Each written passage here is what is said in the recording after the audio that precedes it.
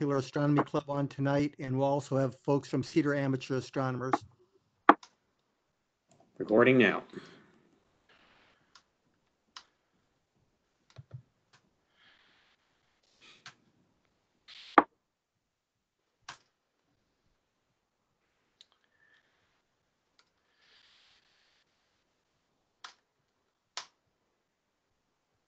I see Christian is here. Yes, I sent him the link. He was interested in taking part. Excellent.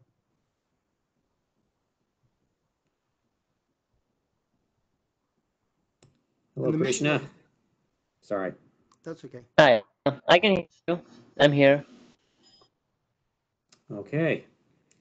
So, Just in my call.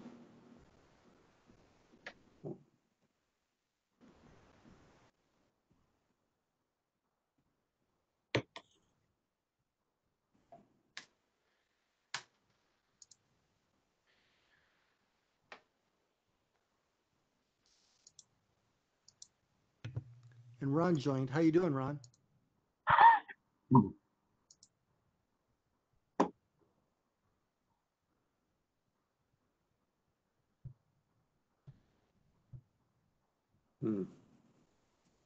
Everybody eager tonight, that's for sure. That's always good. Yeah, the meeting officially starts at 7. I asked for the presentation about 7:30, but I think we'll be able to go earlier. I don't have a lot to talk about, and I know that you're up past my bedtime already. Yeah, that's right. But you being an astronomer, that means it's just the middle of your day, right? Solar astronomer. That's well, not usually, no. But I'm used to being awake at night. That's no problem. Try not to keep you till 11 or 12 our time.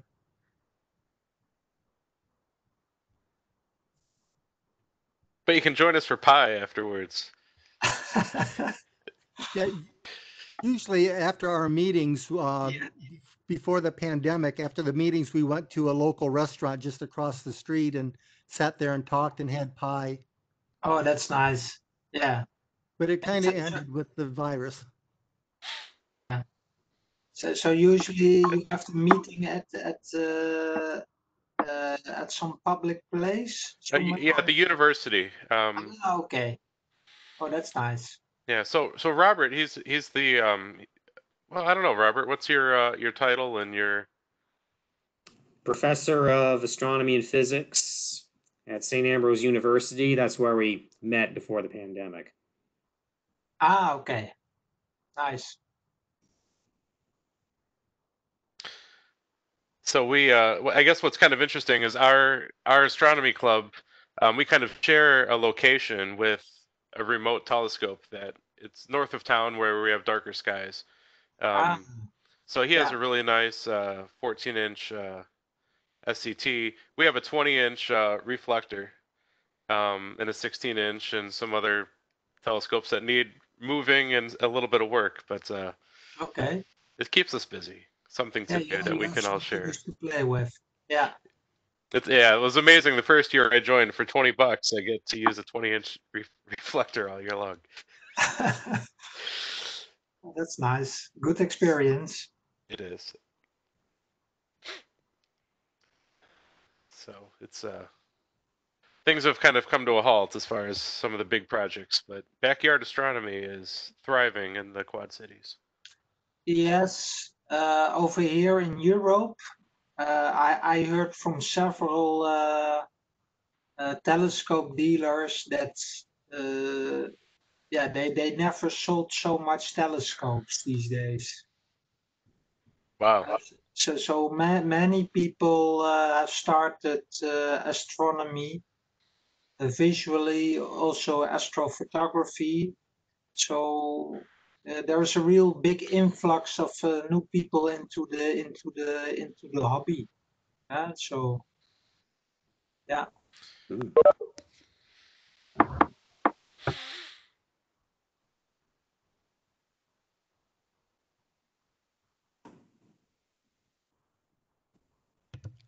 So you mainly do solar astronomy? Me? Yes. No, I graduated in solar physics. But my yeah, I should say after my studies, I didn't become a professional astronomer. So I just graduated in solar physics. And yeah, after several jobs, I came back to astronomy. Huh? That's what happened in my career. That's really interesting. That's Yeah. the right direction to go. Uh, in my presentation, I will give a short outline of my career, so you will understand. Yeah. Wonderful. Good. We're yeah, we're never in a hurry to end our meeting, so you can probably talk till your heart's content. Okay. We don't often have guests either. Although we a lot of us are members of another club in town, and they had a speaker. He was the what was his title? The simulation supervisor for Apollo Ah, 11, and even worked in the Mercury program. And apparently, he wow. lives in town, and he was the nicest, most humble guy that spoke last week, and it was really, really interesting Yeah, it to is. see what he was involved in. Yeah. And so I understand correctly that your society is from 4 different cities. So the Quad Cities are four Yeah. pretty large cities, 2 in Illinois and 2 in Iowa. So Bettendorf and Davenport in Iowa, and Rock Island, Moline in Illinois. Okay. But we have members from some of the surrounding towns as well. Yeah. But yeah, 2 states for sure. Okay. Okay.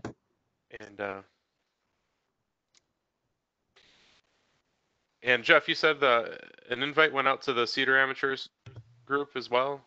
Yes, and I know a couple Oh, plan on being here, so. yeah. And I don't know what their membership is, but I'd like to get out there sometime. Yeah, Okay. you'll need to go out next time they have it open. They are doing virtual meetings now, but usually they have about 25 or 30 in attendance. But they do have a large supporting group. So I'm guessing they probably have over 100 members. Ah, But then okay. That's nice. they're kind of sponsored a little bit by the university in that area. And they've gotten a lot of very large grants and have a very large facility with a classroom and a computer labs. They've got the Van Allen's telescope set up in one of their domes. Ah, okay.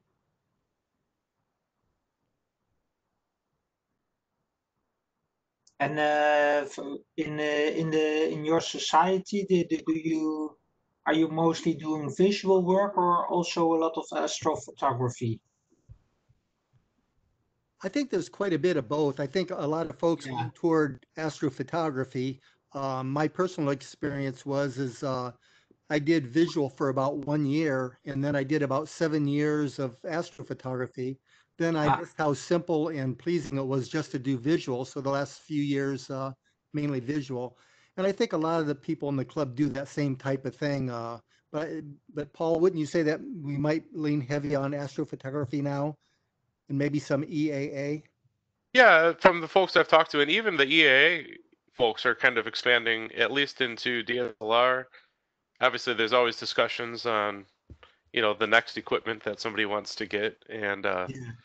um, I joined doing one-shot color, and I kind of wish. I mean, I don't think I made a mistake doing one-shot color, but obviously some of the monochrome, with varieties of filters is pretty neat. But and I was gonna kind of talk about it in your intro, but what the option with the HA and the O3 extract that you have Yeah. is unbelievable. I had no idea that it was It was so well. I have no idea how you did it. I can't even imagine. Okay. Yeah, Giveaway. it's very useful to have a very nice compact workflow for those kinds of data. Yeah.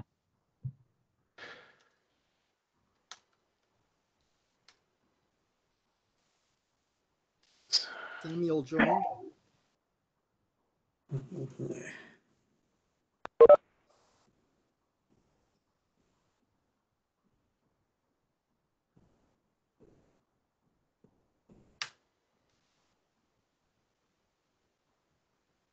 So, and in 10 minutes time, the official part of the meeting will start? Mm-hmm. Ah, okay. Yes.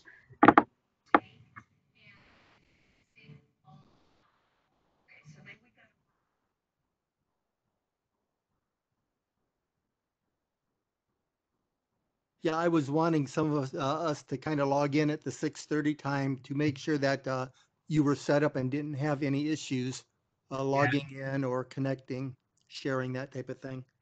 Yeah, that's fine. I have still one issue, but I think it's no problem for now. Because you can see me and you can see my screen if I want to do that. But if I look at your screens, where the camera is enabled, somehow I only see part of the video feed. That's strange. Yeah, Okay. that's a bit strange. But I guess maybe there is some compatibility issue, but I think for now we are okay because you can all see me correctly and hear me correctly. Mm-hmm. Are the little frames chopping the video off, or are you just seeing parts of people's heads? Yeah, Because I'm only seeing part of the feed. It's like showing only a quarter of the entire feed. okay, Interesting. Yeah. And you're a Windows user, you said? You have Windows 10? Yeah, So it's I not a am now on Macintosh or Windows anything. 10. Okay. Yeah. I use all different kinds of systems, but my main workstation is a Windows 10 computer at the moment. Yes. Okay.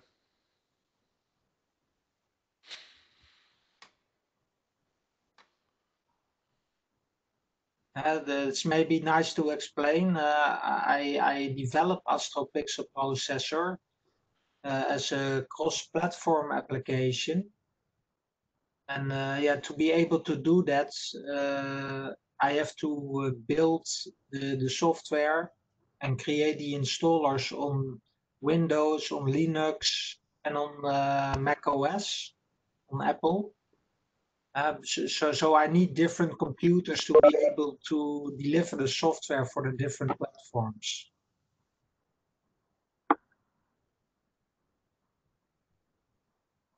So I mainly work on Windows 10, but I also work with development on Mac OS and on different Linux distributions.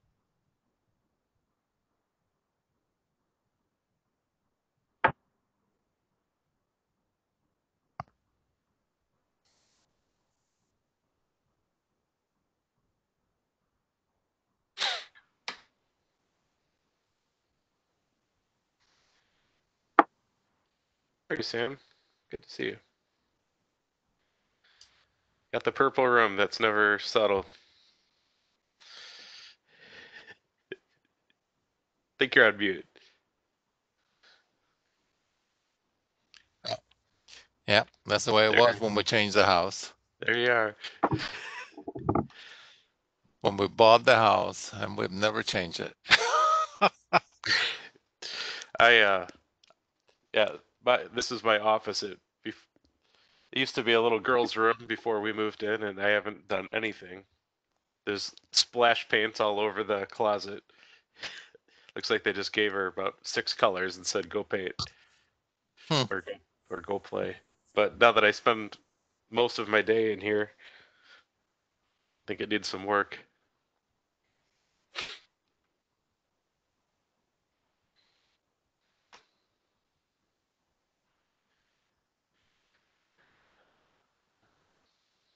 Jeff, I'm excited to borrow that telescope.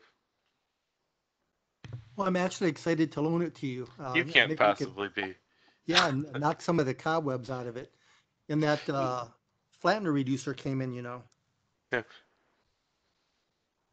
Well, if Mabula's familiar with Explore Scientific, it's a good story. So sorry, can you repeat that? I was going to say, Jeff has a good story if you're familiar with Explore Scientific telescopes. Okay. Which story? About how you got your ED80. Oh, yeah. What happened? My first telescope I bought for AP was the Explore Scientific 127 millimeter carbon fiber. Okay. And I liked it a lot, but I decided I also needed something with a much wider field of view. Yeah. So I bought their 80 millimeter triplet. It was the white one. Yeah. And I liked it a lot. And I wrote back to them and I said, you know, I wish you had this in a carbon fiber because I'd like it to match my other telescope. And Scott wrote back and said, yeah, we're working on one. And he said, you want me to put you down for one when they're available? And I said, yeah, I want one right away. Do you want me to prepay? And he said, no, he said, we'll get a hold of you. So a few months went by, maybe 5 or 6 months. And I got an email and he said, well, I've got the first one here, the prototype. And if you want it, you can buy it. I said, fine, I'll take it.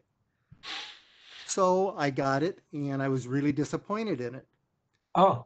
They shortened the focuser throw and the dew shield didn't come off like the 127 did. It just kind of pulled out. Oh. It had a plastic cover for the lens cap and the focuser seemed a little bit goofy. And there were just some things with it. So I wrote back to him and said, you know, I'm kind of disappointed in this. I would have expected it to be, you know, comparable to the other. So he says, "Well, send it back." So I sent it back and they worked on it and straightened some things out for me. And they put a throw focuser on it for me. And so I'm sitting here with kind of a convoluted 80 millimeter carbon fiber. And I like it. It works pretty well now. There's still some things I liked about the original one better, but the optics are really pretty superb for that class of telescope. It's not really expensive. Okay, right. So Yeah. yeah. So anyway, we kind of build up a relationship. Make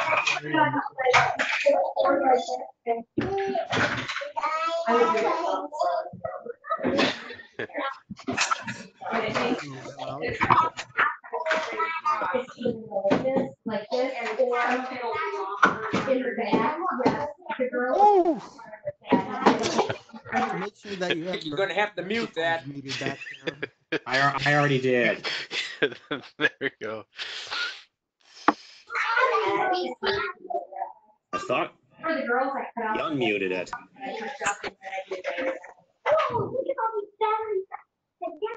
Mike. Yeah. There we go. Okay. Is everybody muted?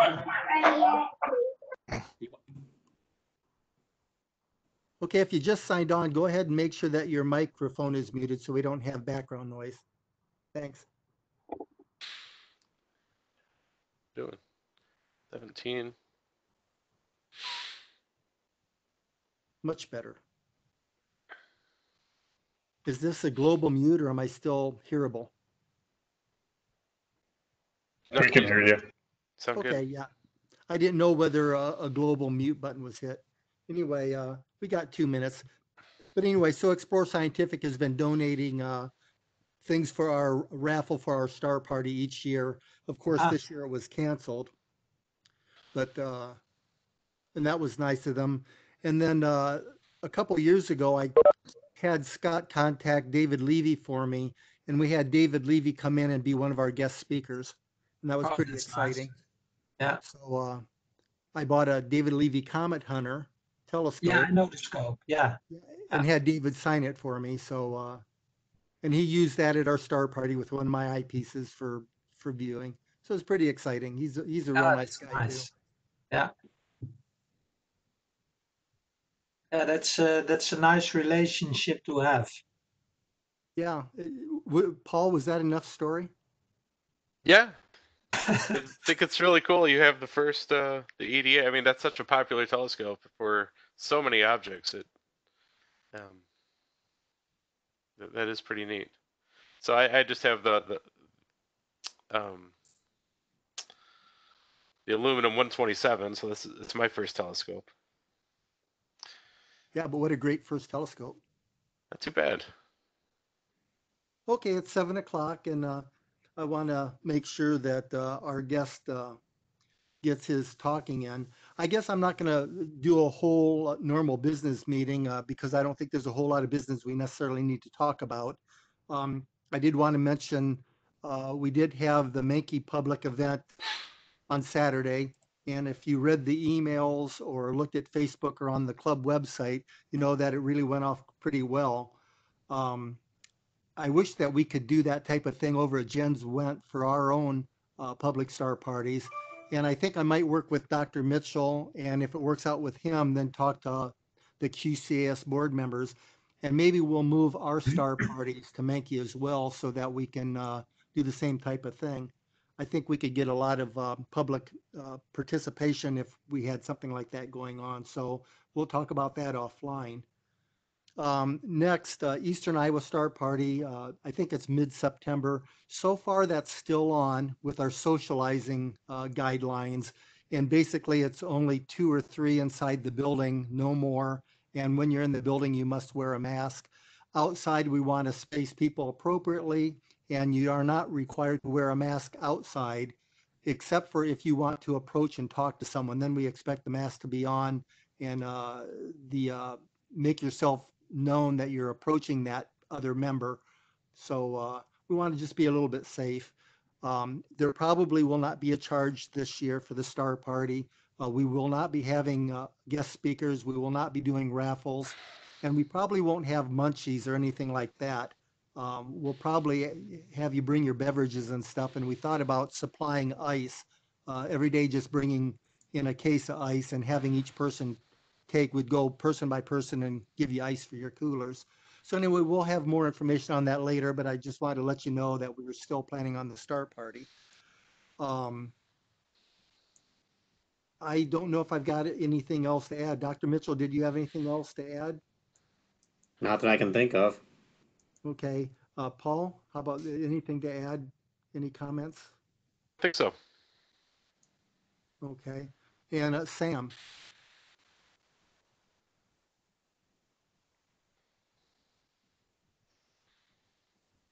I don't hear Sam, so maybe Sam is muted. that's okay. Here. Sam, did you have anything to add?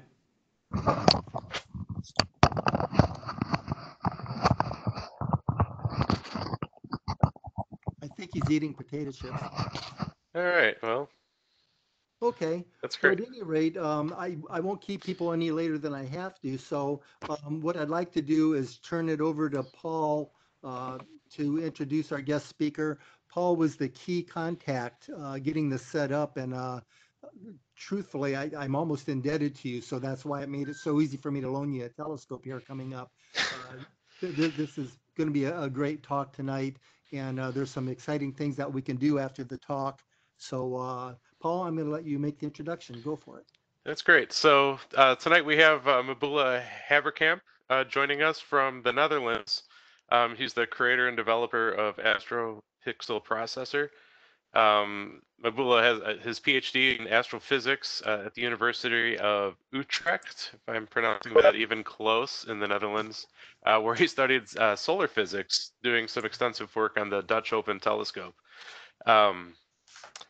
We're also keeping in mind that in the Netherlands, where he's joining us from, while he's on his holiday, it's also about 2 a.m., I think, about his time. So we're really fortunate to have him joining us tonight.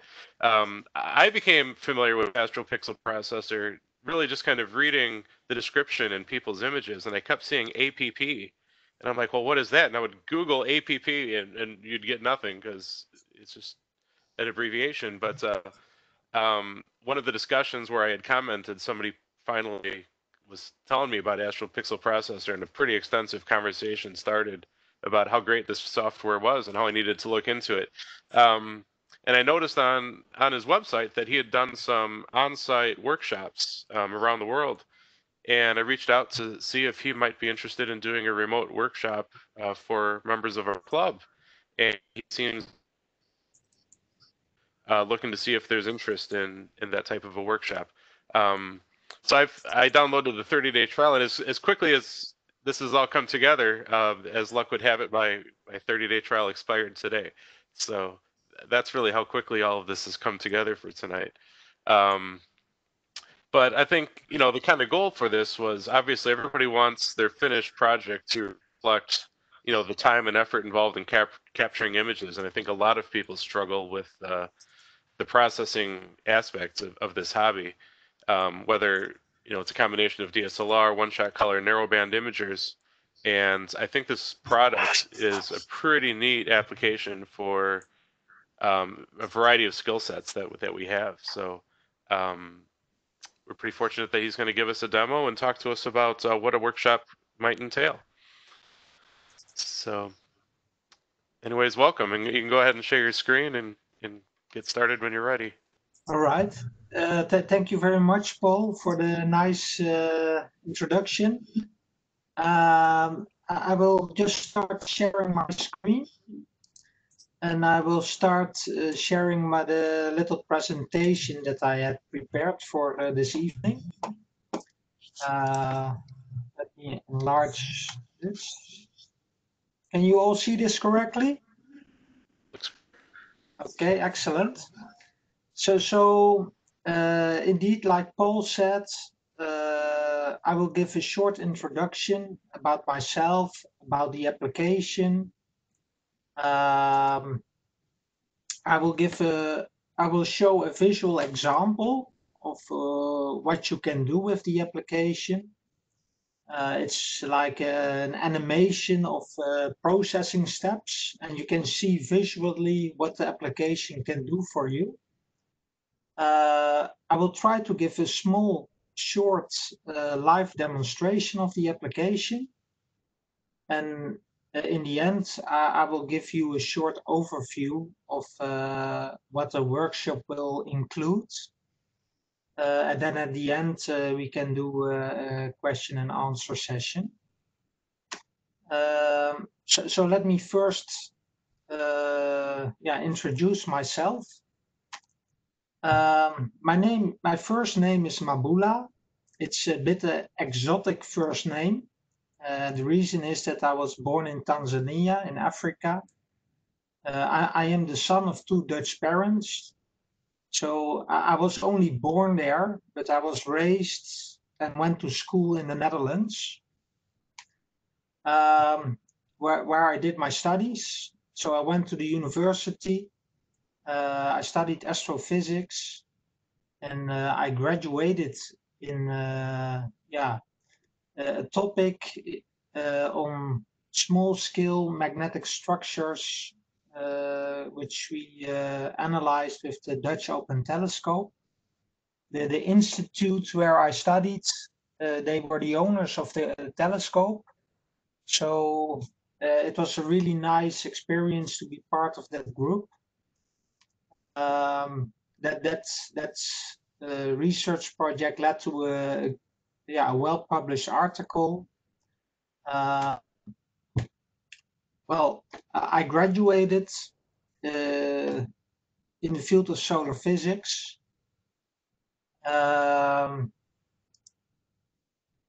But during my studies, I made the decision to not become a professional astronomer. So after my studies, I first worked for a couple of years in finance, after which I made a rather big U-turn, and I changed my career to become an ICT specialist consultant, in which I did network and internet security for big corporations. And in the year 2011, all of a sudden, my professional and social life came to an abrupt halt. It turned out that I had a chronic disease. So there were several years in which I could not work. And while being rather ill, I decided I needed to do some sort of project to stay active and to help myself make steps forward. So I started to build an application for astrophotography. So that's in the year 2015. I started the development of Astro Pixel Processor. At that time, I was still very ill. So this was just work only with the idea of not losing my skills, staying active, and making steps forward. Because I had no idea how long the disease would take. The doctors couldn't do much for me. Luckily,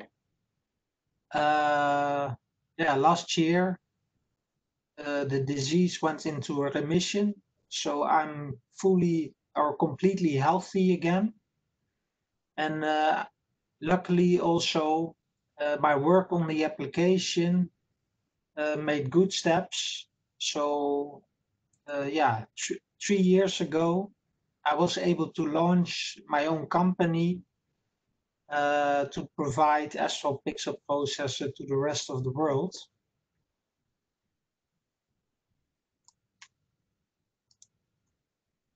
Oh, hang on.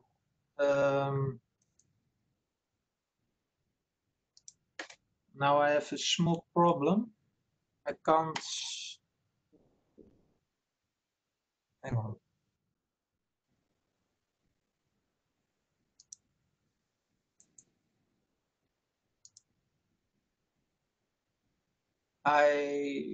Oh, hang on. Yeah, I got it. Sorry about that. There was the annotation. So Astro Pixel Processor, I launched it in 2017, and rather quickly the application spread across the globe, and right now it is being used by a lot of people all over the world, from absolute beginners to professionals.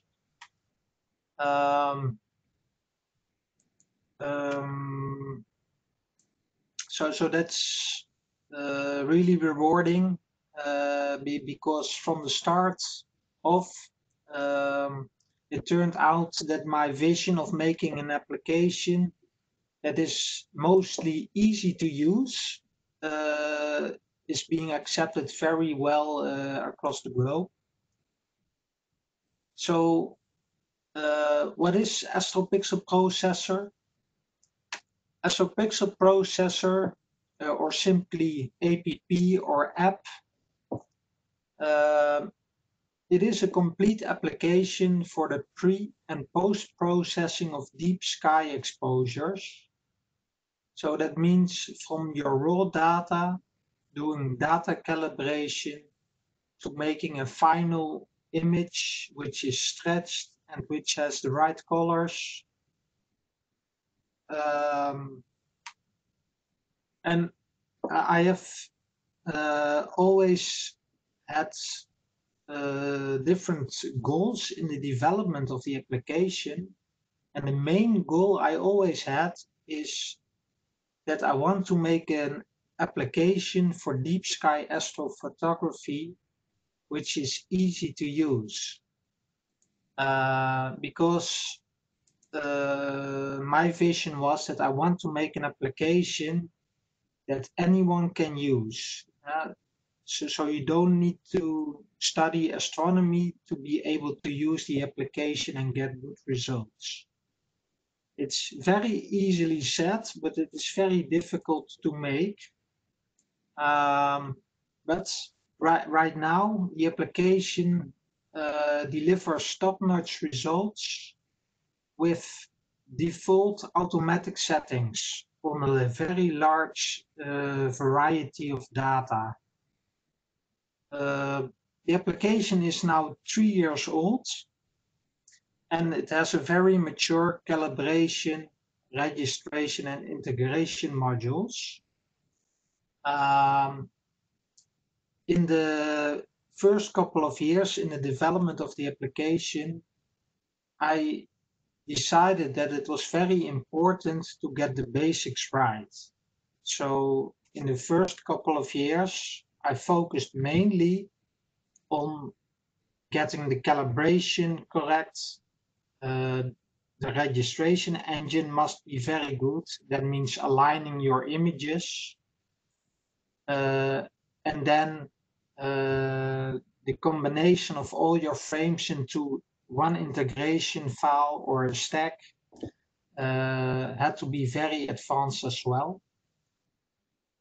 These modules are now very mature. And so from now on, going forward, more and more focus will be put on increasing the post-processing capabilities with Astro Pixel Processor.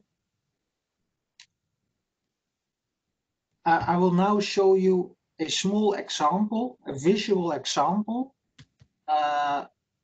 The registration engine of Astro Pixel Processor is very good compared to the other packages that are around, and it is able to make nice panoramas or mosaics almost automatically for you.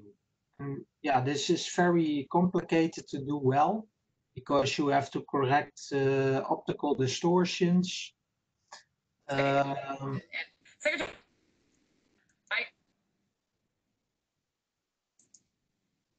Sorry?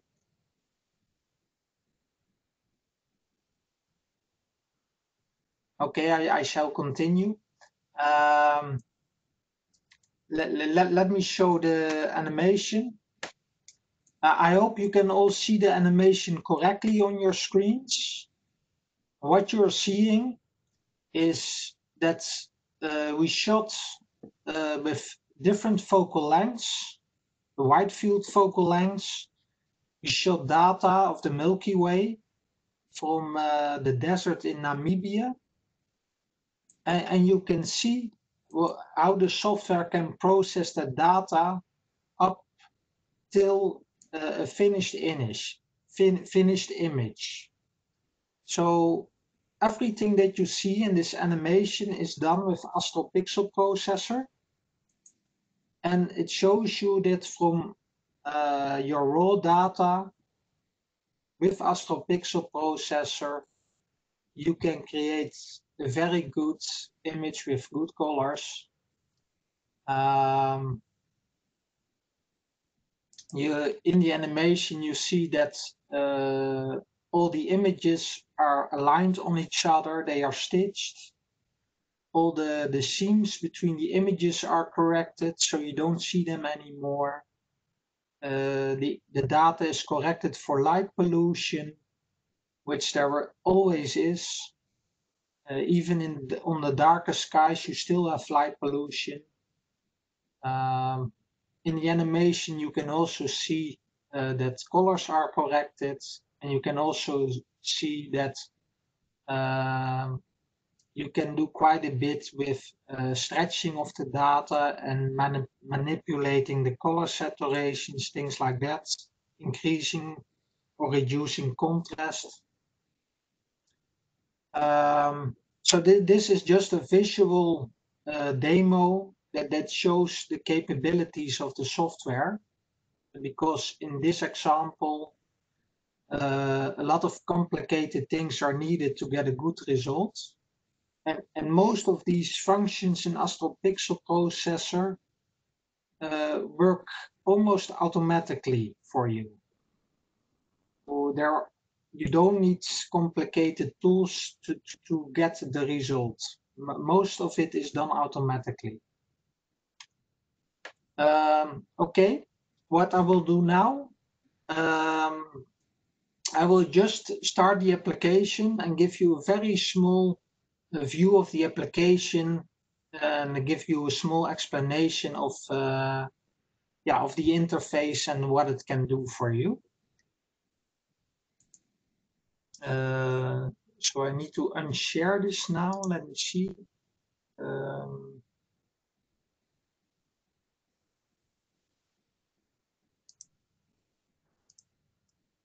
So I will now share the application.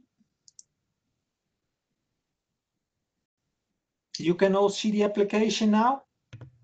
Yes. Okay, excellent. So Astro Pixel Processor, it is a application which is developed cross-platform. So it works on Windows, on Mac OS, on Linux distributions. And when you start the application, the first thing you always need to do is tell the software where your data is. I call that the working directory. In this case, I have a directory for this demonstration. I select that as my work directory. And in that directory, I have some calibration data and some light frames. I select this directory. Now, on the left side of the application, this is basically your menu. This is where you control what the software is doing. On the top left, you have some monitoring of how the software is using your computer, like how much RAM it is using, how many CPU threads it's using. You can manipulate that. So if you want to do something on the background, you can do that as well. You can control how much memory the application is allowed to use.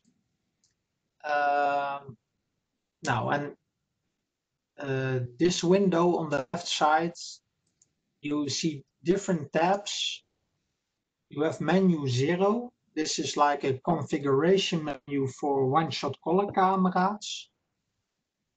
You have a load menu where you load your data, and that goes all the way up to integrating your data, making your stack. And then there is a post-processing menu. Yes.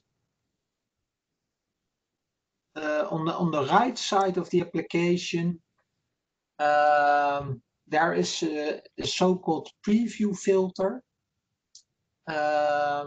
It is important to realize that all the data processing in Astro Pixel Processor is done on linear data, and the preview filter helps you to automatically stretch your data to see what's there. So I will demonstrate that. Let me first load some of the light frames that I have for you to show. When you load your data, you can automatically tell Astro Pixel Processor if it's, for instance, data shot with a certain filter. And you can also control if you have shot data in different sessions. Here on the left side, there are two options: multi-channel filter and multi-session processing. You can disable that if you don't need it. If you enable it, it enables you to process data from different filters and different sessions, all in a batch, to get different stacks which are all aligned and normalized to each other. Well, the frames that you load, they will be shown in this bottom window. And when they are loaded, you will see the software collects some metadata, like the exposure time, which ISO or gain is there, the time shot, the resolution of the images, the camera that was used, the instrument. If you double click on one of these frames, it will be loaded into the viewer. And like I explained, we work on linear data. Here on the right side in the preview filter, you have presets on how the data is stretched for the preview. If you say no stretch data as is, you just see the linear dark data. As you can see, you only see some stars, but the auto stretch shows you what's there. And this is data from eye telescope. And this is data shots from the Small Magellanic Cloud. The image viewer enables you to zoom in with your mouse wheel on the data. Zoom in, zoom out. You can scroll like this and like this. And on the left side of the image viewer, you see the metadata of the frames. This works for fixed frames, but if you would load an image of a Canon camera, you will see all the metadata of the Canon RAW file here as well. Okay, now what I prepared for the little demonstration is to show you basically the simple steps that you can do to calibrate your data and get a stack. So what I will do now, I will load some calibration data. I have 5 flats. I will load them. I have 5 darks, which I load. As you can see on the left side, there are different buttons to load the different types of frames that you have. I now load the bias frames.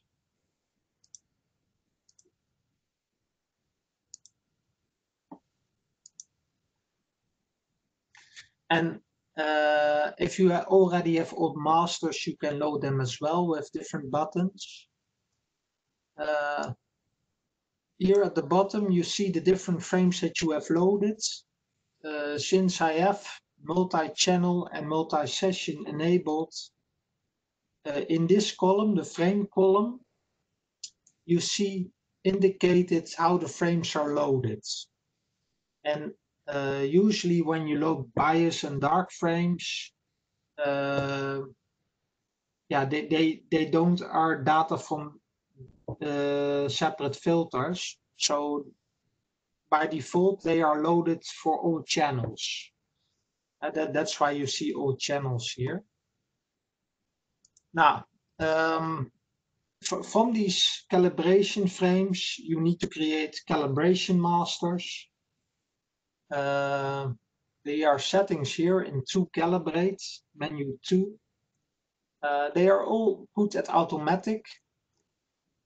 You can define how the masters are created, but a couple of versions ago I implemented automatic settings that depend on the amount of frames that you have. It will use the right values, either average or median integration, whether to use outlier rejection. So what I will do now, I just use the automatic settings and I will just process this. I will click here on create masters and assign to lights. And then the application starts to work. First it creates master bias from the 5 bias frames. Then it will create a master dark. What it will also automatically do, it will make a bad pixel map, which is like a defect map of the camera sensor. From the master dark, it is able to detect if the sensor has hot pixels. And then the bad pixel map can be used to better correct the hot pixels in your data. And so in this case, that bad pixel map is also created automatically. Finally, the master flat is created, which is almost finished now.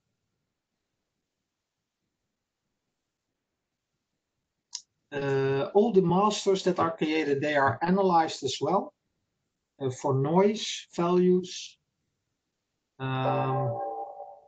So the step of making calibration frames is done just like this. It can be done fully automatically after you have loaded your data. The master frames, they are loaded at the bottom. So here at the bottom, I have a master bias frame. And yeah, I can stretch it quite hard, and then you can see this is a master bias. And in this case, this is data from a CCD camera, where you can see quite a number of bad columns. The master dark, you can see it's a bit more noisy. And you have a master flat, which looks like this. And there is also a bad pixel map, which is this one. If you zoom in on the bad pixel map, you can see where the software thought it has detected pixels that might not behave really linear. So those pixels are all corrected in all the frames in calibration. And I will show that because the software can show that to you. If I load a light frame, let's stretch it a little bit less. This is a light frame, uncalibrated. And on the top of the image viewer, you have a drop-down box, this one, and it says linear right now. This means that it just loads the raw data. Since we have created masters for calibration, these masters have now been assigned already to the light frames. That has been done automatically. And so I can watch this frame also with the calibration masters applied. If I load this, the frame is loaded again with the calibration masters, and the calibration data is applied. So if I zoom in on the pixel level, and I go to linear again, you can see things like hot pixels, and in the calibrated mode, you see that that is corrected. You can also see that vignetting is corrected. Something which you can also see is that there is still a bad column in the light frame. I will just show it quickly, but you can correct that as well with a cosmetic correction for cold columns. If I enable that, the software is able to automatically detect the columns and correct them, as you can see. Now, normally after calibration, you would need to align your images. To be able to align your images, the software analyzes the stars in your data. This is menu 3, analyze stars. Menu 4, then, based on the stars that are analyzed, it will align your images. The next step is to normalize the data. That is a step that will correct the images for illumination differences. And then the 6th step is combining all the frames together. Now, I leave everything at default, and you can go straight to menu 6, integrate, and click at the bottom on the integrate button. The software will ask you the name of the object that you have. Now, in this case, it's a small Magellanic Cloud. And now the software will automatically do the steps required to be able to integrate, stack your data, and it will do this in the proper order, in the right order. So the first step is analyzing the stars in the images. So we have 5 images.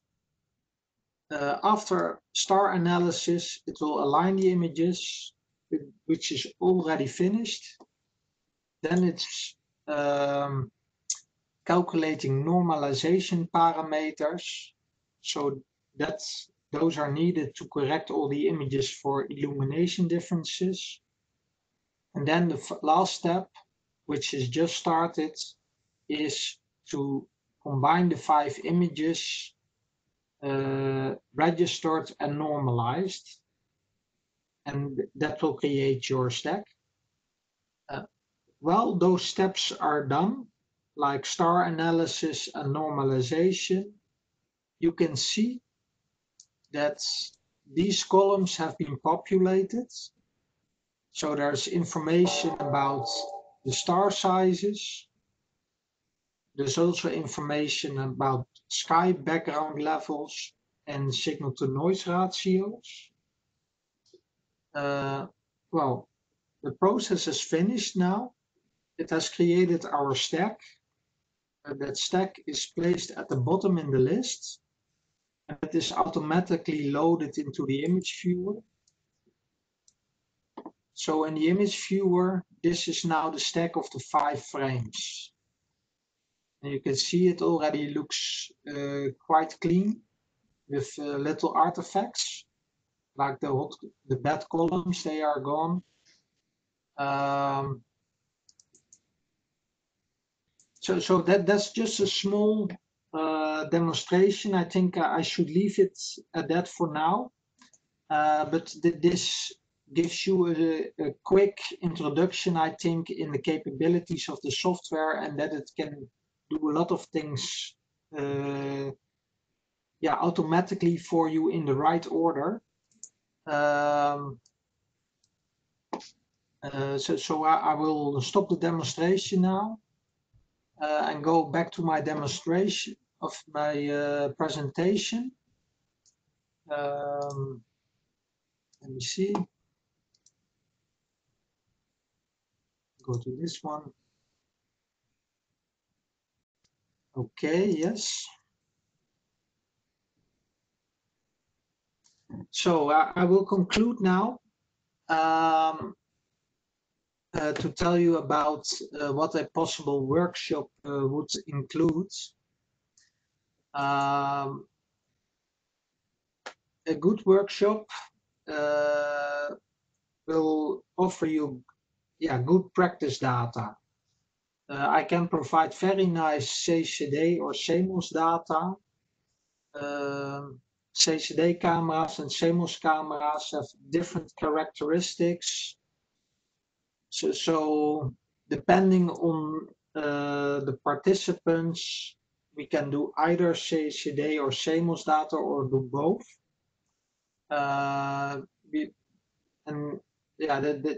It has different characteristics, so that means there are different things you need to take into account, especially in calibrating your data to do that correctly. With the workshop, I will provide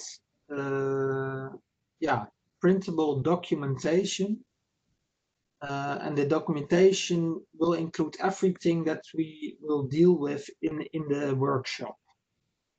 So if you would plan a full day workshop of like 8 hours, I will prepare a document of more than 50 pages with extensive documentation, with a lot of visual images as well.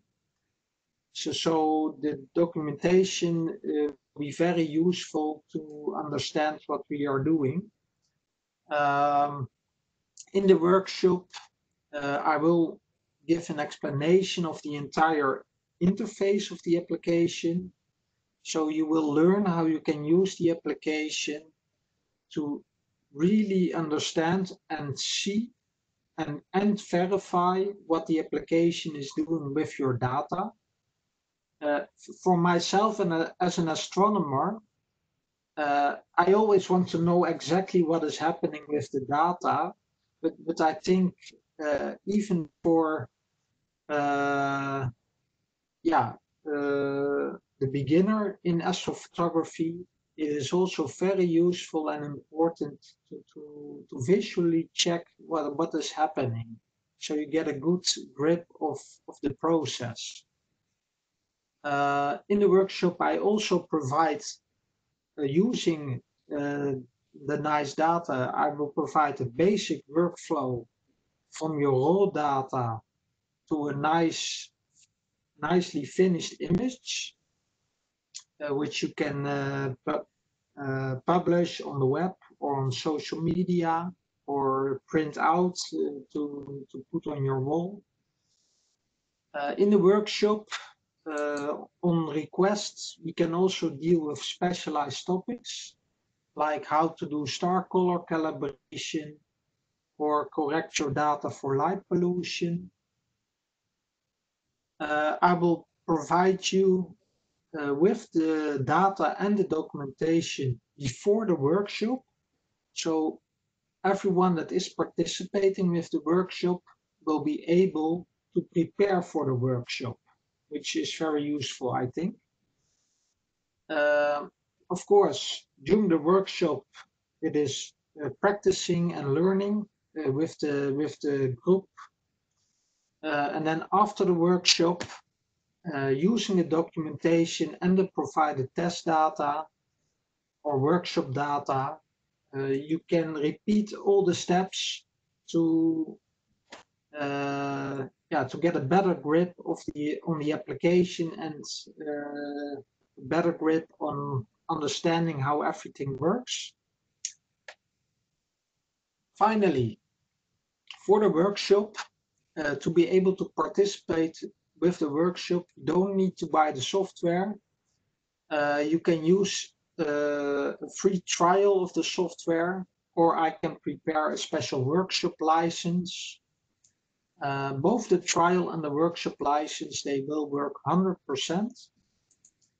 So there is no limitation there on what the software can do. It will only stop working after 30 days of use. And what I will also provide for everyone that would participate in a workshop, I will provide a discount coupon to be able to purchase app with a discount. The amount of the discount depends a bit on how much hours the workshop will take. The longer the workshop, the more discount I will provide. Now, to conclude, on my website, on this URL that you see, there are all presentations. There are some PDF files which you can download. There is a lot of information there already. So if you are interested, I would suggest to check those out. On our website, we have the shop. At the shop, there you can order a free 30-day trial license.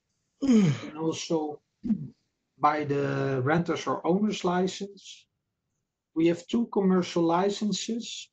You can either rent the software on a yearly basis, that is the renter's license, or you can buy the software for life, that's the owner's license.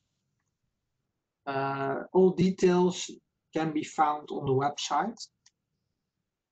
Now, if you have questions at any time, you can always contact me directly using support@astropixelprocessor.com. And on our website, we also have a forum, which is really getting very active these days. So there is a lot of information and discussions there, which can be very interesting. Right now on our forum, we have about 10,000 members. So we have a very big user base these days. Let me conclude by thanking you all very much for giving me the opportunity to present Astro Pixel Processor to your society. And if there are any questions right now, I will be happy to answer them. Thank you very much. Sure. Thank you very much. I think it was an incredible presentation, and normally you would hear rounds and rounds of applause, but of course, virtually that doesn't work quite well. Yeah.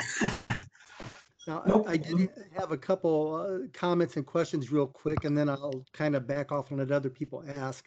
But as far as the seminar goes, I don't know whether an 8 hour in one stretch will work, and we'll talk with the club members about this. And you and Paul and I think discussed maybe 4 2 hour sessions. Is that still a possibility? Yeah, for sure. Personally, I would prefer that as well, because normally, if you would do a full day workshop, yeah, you would also have your breaks, like for coffee, tea, lunch, and yeah, so you would always divide an 8 day for 8 hour workshop into 4 times 2 hours, I think. So it's completely fine by me to do 4 times 2 hours spread over several weeks even. That's no problem. Very good. And then I know that you said that you supply data that we can use to learn APP. Can we use our own data? Well, you can use your own data, but for the workshop purpose, I think it's better to all work on the same data set, and the data that I will provide, yeah, that will be data of high quality. So that means that with very little data, you will quickly see the results of processing. So I think using good quality data for the workshop really helps more to understand all the steps. And there is a downside if everyone would use their own data, because different data will have different things to look out for. So if one person would use, say, CD data, and another one would use CMOS data, then the workshop already gets a bit confusing, because there are different things that you need to take into account to process the data, I think. And from my own experience, the workshop will be much better structured if we focus on the same data, everyone together. If somebody has a question about what we are doing, then everybody immediately knows what we are talking about, so everybody can learn from that particular question. If we all have our own data sets and somebody has a question, then maybe the answer will only make sense for that data of that person. So the other people will not learn from that, I think. That's understandable. Very Okay. good. Thank you. And then the last one I had, do you need a supercomputer to run this, or does a normal home computer suffice? Yeah, just a normal PC would suffice. Astro Pixel Processor runs on regular PCs. What I would say, minimum requirement would be like 4 gigabytes of RAM, which I think almost all PCs would have these days. And besides that, try to have at least like 50 to 100 gigabytes of free hard disk space. But there is no problem if your CPU is a bit old. That's no problem. Very good. And you mentioned PC. So do you have a Apple's Macintosh compatible? Do you use other operating systems? Yes. If you would order the software, if you would buy the software, or if you would order the free trial, you will always get access to installers for either Windows, Mac, or Linux, and you can use all licenses, also the trial. You can always install that on 3 separate computers, independent of the operating system. So you will get an installer for Windows, you will get an installer for Mac OS, and also for Linux. Okay, thank you. So I'm done with my questions for now. Again, I appreciate it. And if anybody else has questions.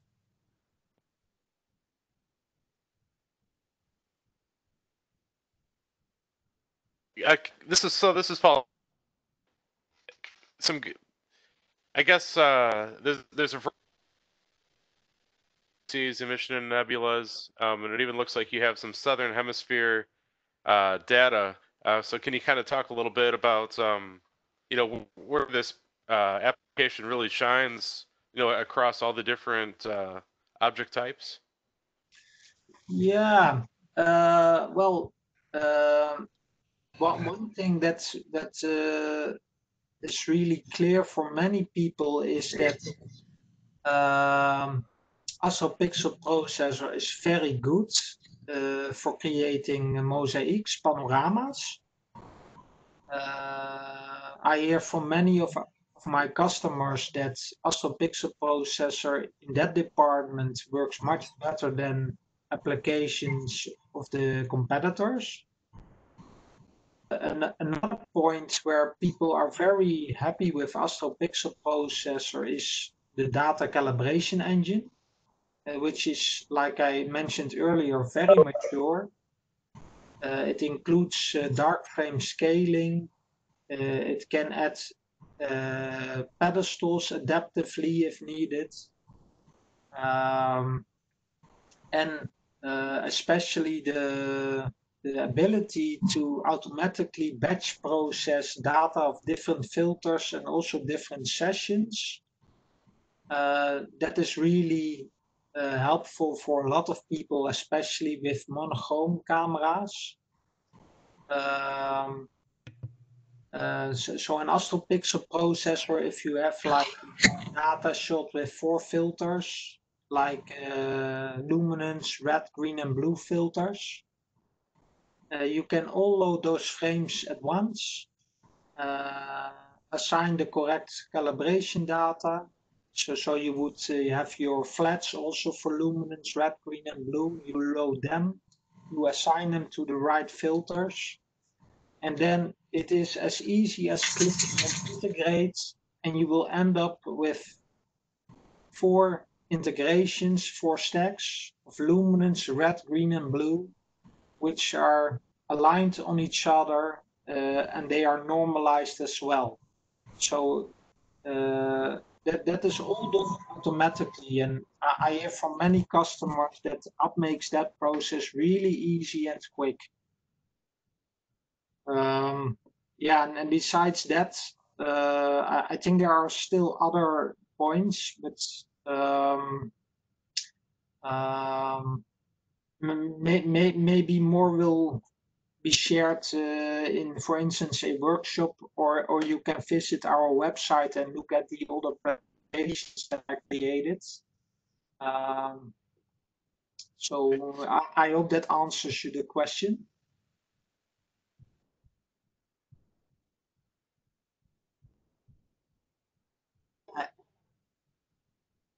Excellent.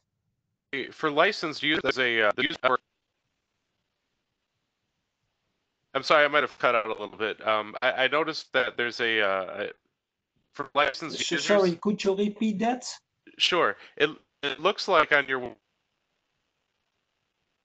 there's a community user group or something like that that people are using for, you know, so kind of some support but ideas and collaboration? I don't know if you can talk about that at all. Yeah, basically, if you order a license, so almost everyone starts with a trial license, right? If you order the trial license, you are registered on our website. You will get a login and a password, and with that login and password, you will have complete access to participate on our community, on our forum. If you don't, if you have not registered yet, if you don't have ordered a license, you can still read the community, the forum, but you can't participate yet. And the forum, that is like you say, it is for support. I work on support on the forum, but I also have a partner, Vincent. He is helping on support on the forum as well. So it's not just me only. And these days, because our user base is getting so big, yeah, quite a lot of Astro Pixel Processor users are helping each other these days. If they run into some problem or if they have just a question. So the forum on the website is for support. Yes. That's great.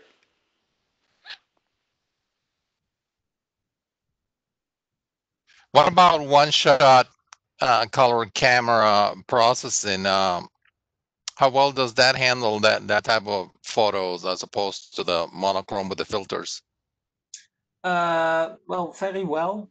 I even developed my own debugger algorithms for that. So I put quite a bit of time into good processing for one-shot color cameras as well. Even, for instance, shooting narrowband data with a one-shot color camera, Astro Pixel Processor provides very easy workflows for that. For instance, if you shoot the hydrogen alpha data with a one-shot color camera, you can use a hydrogen alpha debugger algorithm. And what it will do, it will directly give you the monochrome hydrogen alpha data as recorded by your camera, and it will show that without resolution loss. And like in most other applications, what many people will do normally, they would need to split the channels to only get the red channel, and then they would only use the red Bayer pixels, so they would lose resolution. And so that workflow in other applications is quite inferior because up will do that all automatically without resolution loss. So that makes that processing of such kinds of data very easy. Does it automate the Yeah, debayering? for further processing, I think between one-shot color camera and monochrome data, there isn't much difference besides yeah, the important debayering of the data. Does it automatically debayer the one-shot color? Yes, yes, it is. What the software does, you know, if you have calibration data is always calibrated using only the Bayer pixels and the color filter array pixels. And after data calibration, then the software automatically debayers the data. So with Astro Pixel Processor, you as a user, you don't need to think about which is the right moment to debayer the data because the software will do that for you automatically at the right moment. Excellent. What if you are a cheesy amateur astronomer like me and you don't want to do any calibration frames? Will it work with just lights? Yeah, that's perfectly fine. No problem. You can just load your lights and go from there. If you still have vignetting in the data, you can correct that as well. I have a tool for that, especially that can correct vignetting. And there is also a tool to correct for light pollution. That tool can also help to correct your images to get a nice, clean background in the images. If you have hot pixels in your data, you can correct those as well cosmetically. So if you don't have darks or a bad pixel map, then also the hot pixels can still be corrected as well. So yes, if you don't have calibration data, you can still get very nice results with Astro Pixel Processor. Thank you. I've got a question going the other direction if you can hear me. Sure. So I have an older Canon 60D that's had over 200,000 photos taken on it at this point because I've been using it Wow. for years. It's got a lot of sensor read noise, and one of the things that saves me a bunch of time in PixInsight is that I've created a super bias with 250 bias frames. Is there a way to create like a super bias or a large master bias like that with APP? Because like when you start off with that many, that's a lot for it takes a long time to go through them each time. Well, I know about the super master BIOS from PixInsight. The thing is, if you have a master BIOS, normally what you would do is just have a lot of BIOS frames, like 200, maybe 250 BIOS frames, and you create a master BIOS with Astro Pixel Processor. That master BIOS will probably be okay for several months going forward. The master BIOS that Astro Pixel Processor will create from those frames will work perfectly on the data. And I know this because I've tested it extensively on very old cameras and very new cameras as well.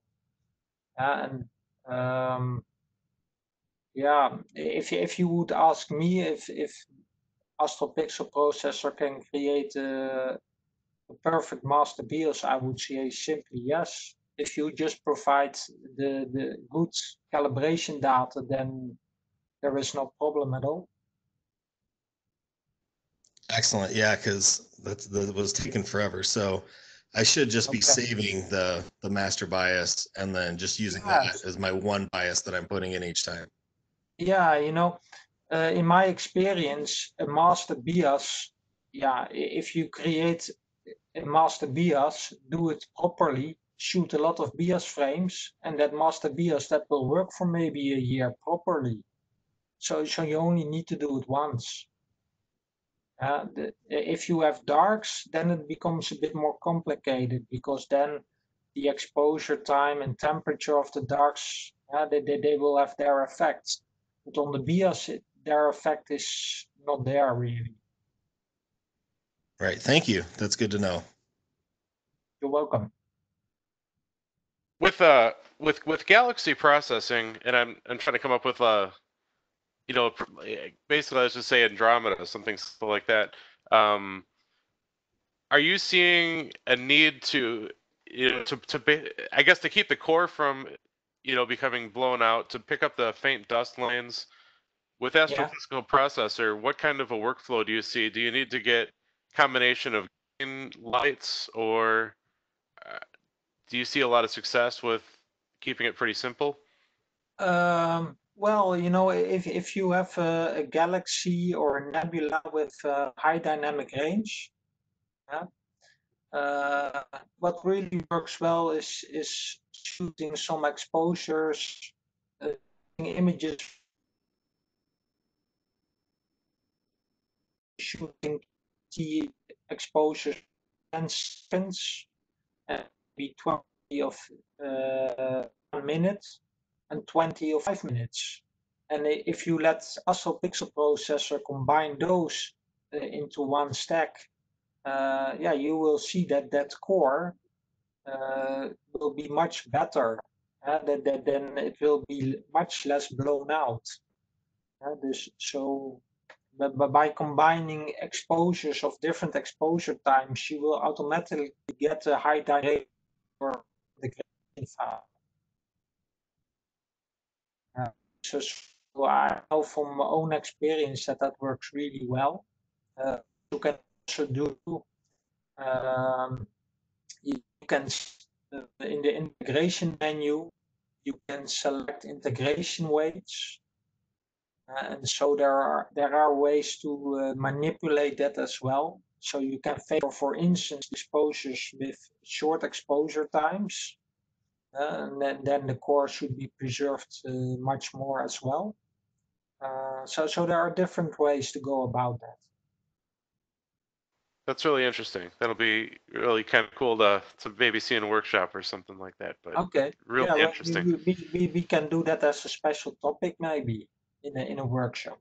Yeah.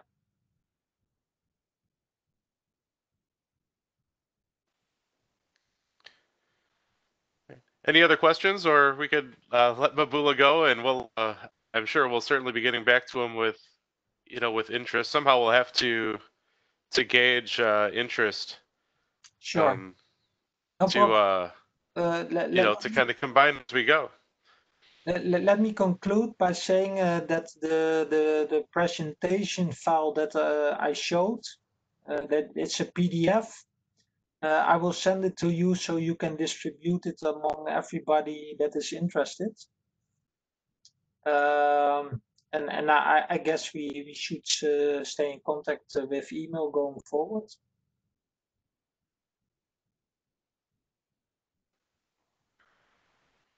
Yeah, that's fantastic. Again, we appreciate your time tonight. This was really interesting. It's my pleasure. Thank you very A much. really nice opportunity to have you with us for sure. It's my pleasure. Yes, Thank you. Yeah, thank you very much. And we'll do a little bit of discussion here in a little bit to talk about how we want to do the session. And I get a rough idea of interest. And then I need to send out to other club members to see what interest is. And hopefully in less than a week, we'll have something back to you and figure out what we want to do. And we didn't talk about. Perfectly fine. Yeah, we didn't talk about pricing, but is there based on numbers, or what are your thoughts? Well, I already gave a small outline, I guess, on the email, but simply said, the more hours we book for a workshop, the higher the price. And I would charge a price per participant on the workshop. So let me recall what I think I told. So if you would participate in an 8-hour workshop, like a full day, then I would ask €100 per participant.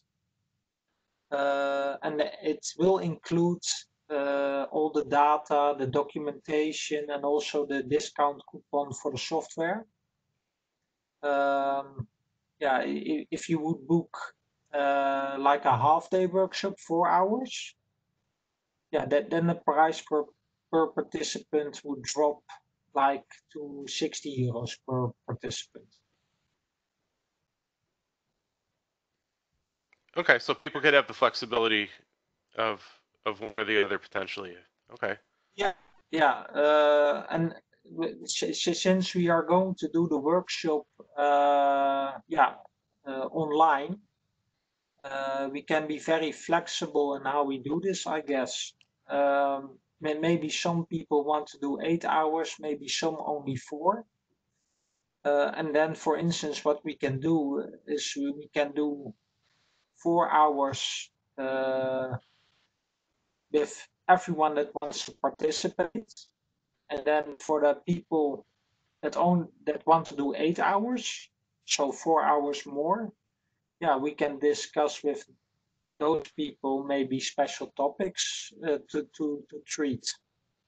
Okay.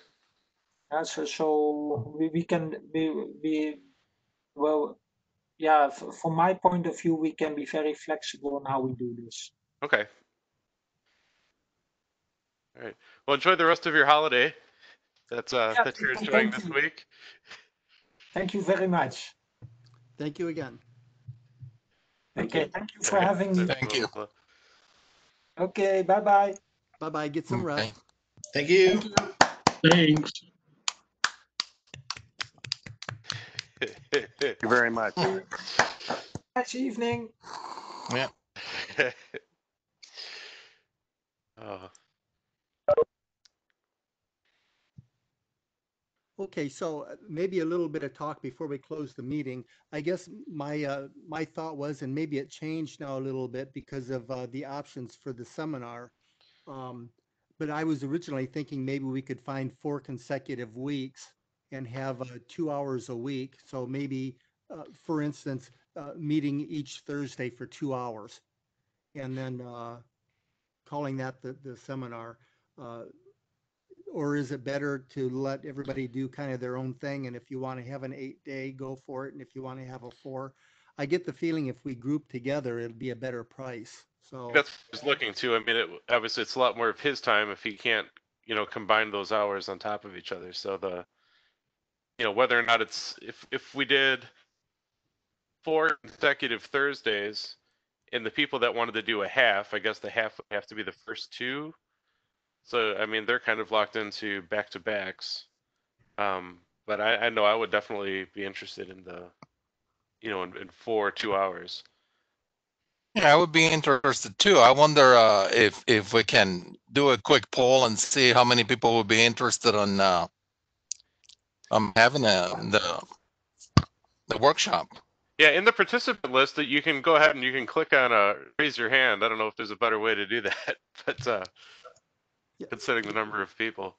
Robert, is there a polling feature on WebEx that you know of? I've heard of it. I'm not sure how to activate it though. Let me see. Participant.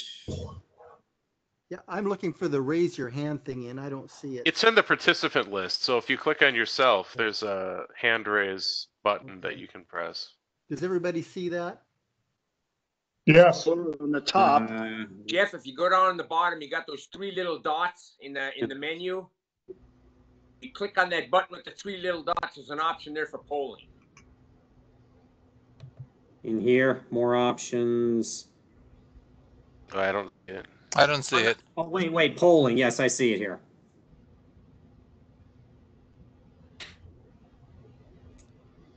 Okay, so I'm activating polling and the question, wait a minute.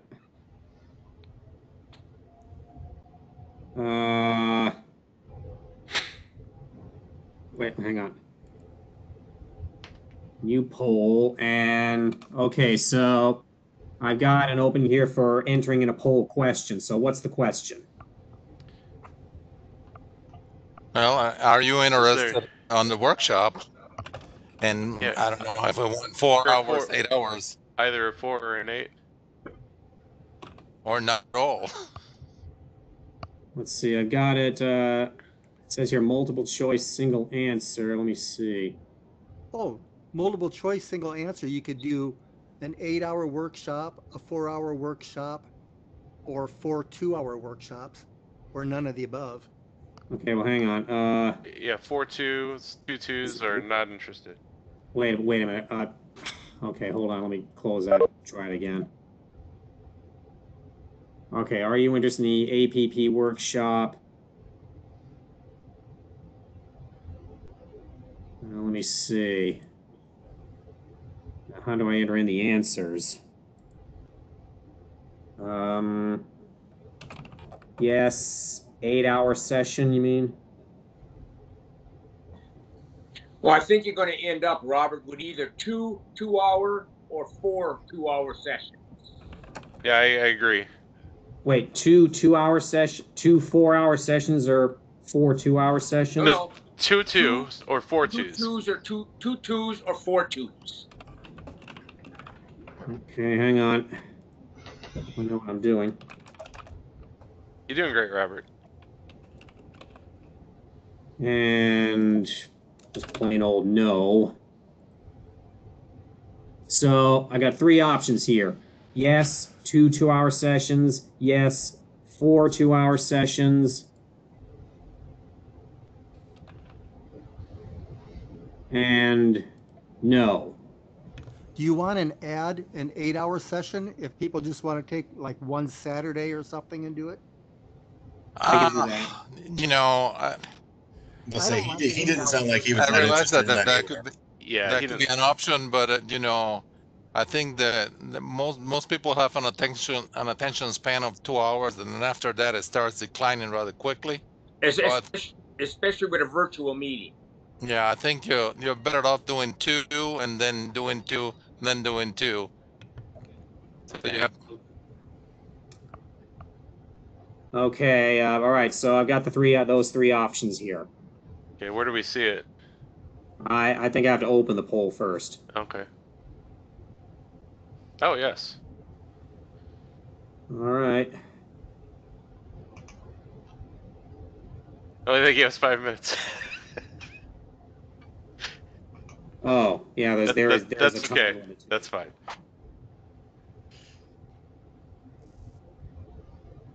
Now, So yeah, you select your option, then hit submit at the bottom. And obviously, it's just a rough idea.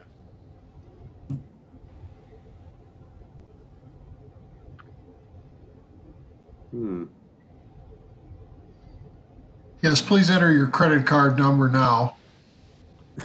What? Need your mother's maiden name. Yes. Hey Jim, what website Middle are you name of your on? firstborn.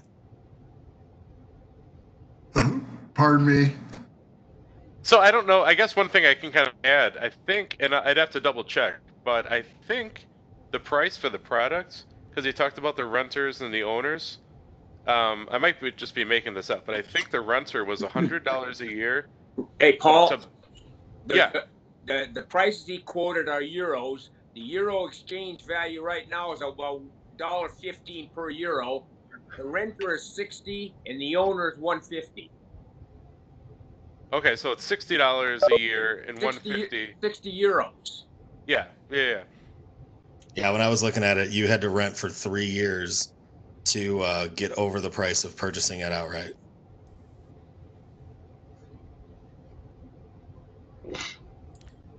So that isn't it.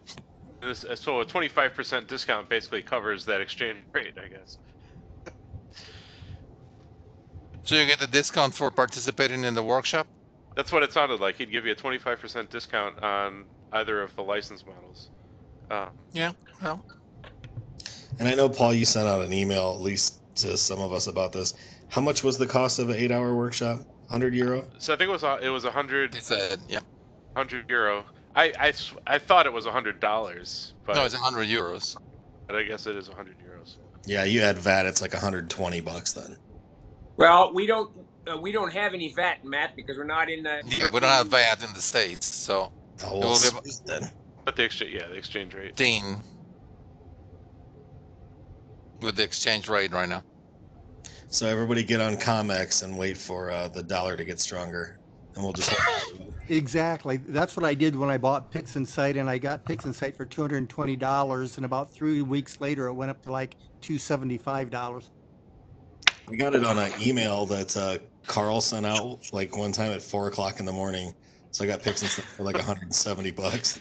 Oh gosh, So, guys. wait, is the polling done? another 2 minutes. Oh, I didn't see the timer at the top. So you have to wait until until it expires before you can see the results. It looks like I can close the poll anytime I like. Did everybody vote? 2 people left. Okay, if everybody else has voted, why don't you go ahead and close it? Yeah, I don't think the two that left are coming back to vote. Right.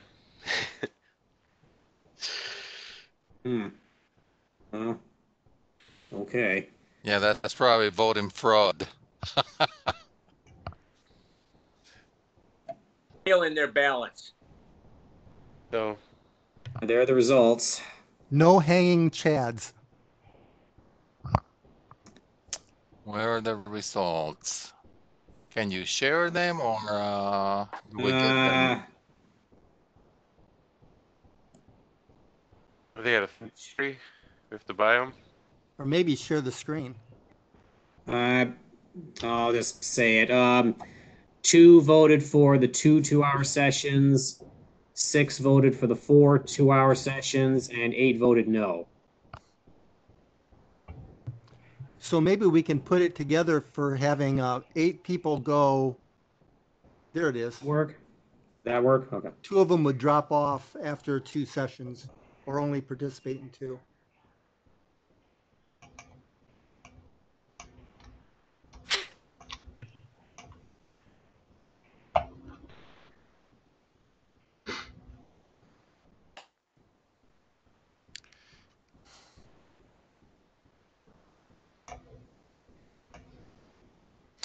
Maybe it begs the question, how does everybody feel about the software? I mean, obviously, those who voted no maybe don't have enough interest in the software, and that's the reason why.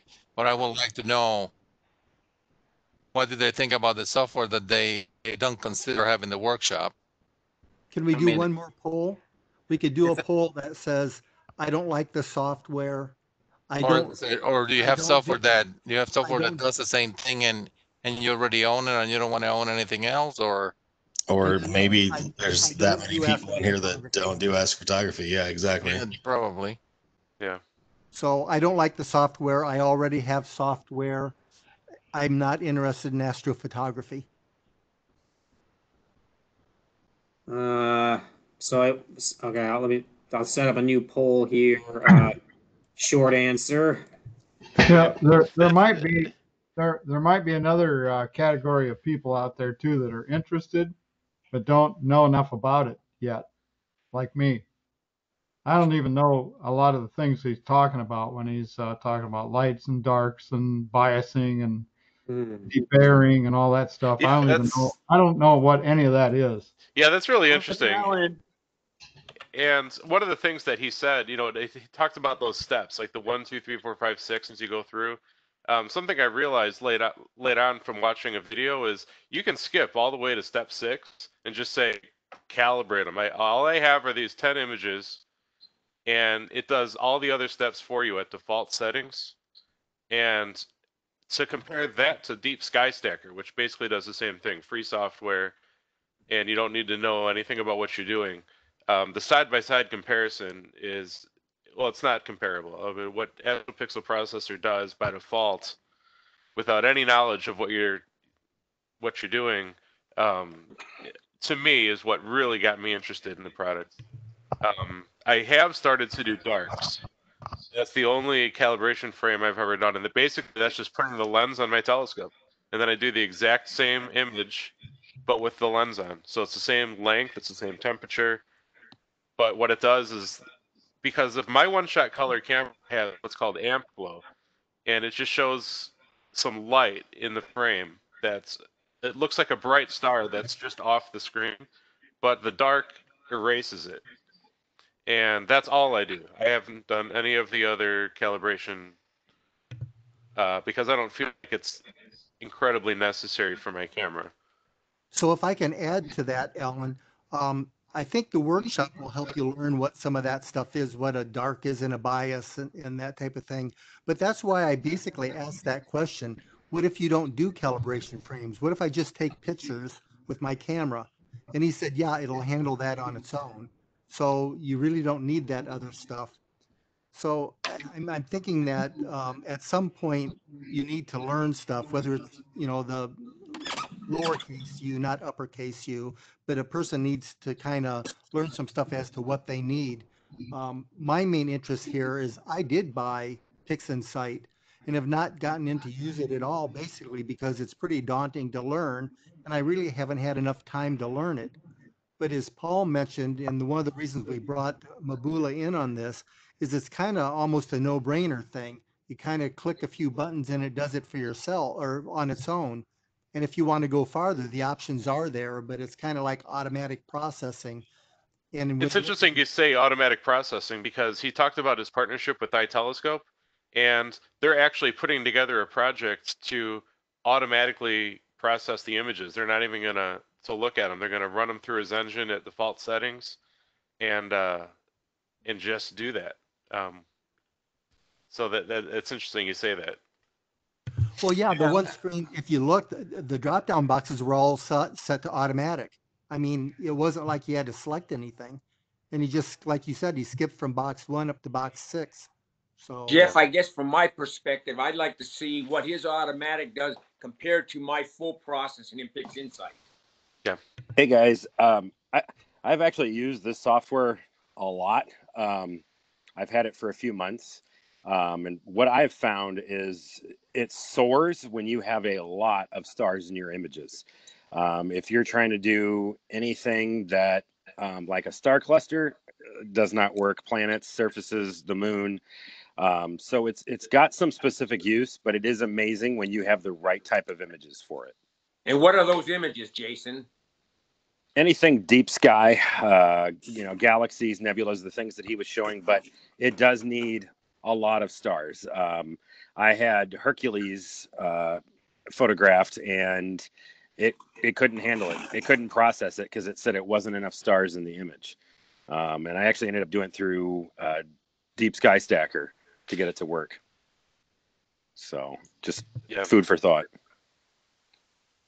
Yeah, I would say like going the exact opposite with what Jason's talking about. The most exciting thing to me about it is the wide field, like taking the camera lenses and building mosaics like that. That's kind of that was ridiculously cool. Yeah, Mike might be into this too, because this is kind of what both of us got into astro imaging for. Is like, dude, that shot of the Rho complex and the Milky Way was freaking sick, and like you can't get that with one piece of glass. I mean, that was a composite of 135 millimeter f2 and 400 millimeter f5.6 images, and the thing just put it all together. Hell yeah, that looked incredible. Yeah. So he did make it sound like he had a minimum, so that's kind of great, and I think the number is pretty good. And I mean that's with 20 participants that were able to join tonight. But maybe Jeff, we can with emails start talking about scheduling and.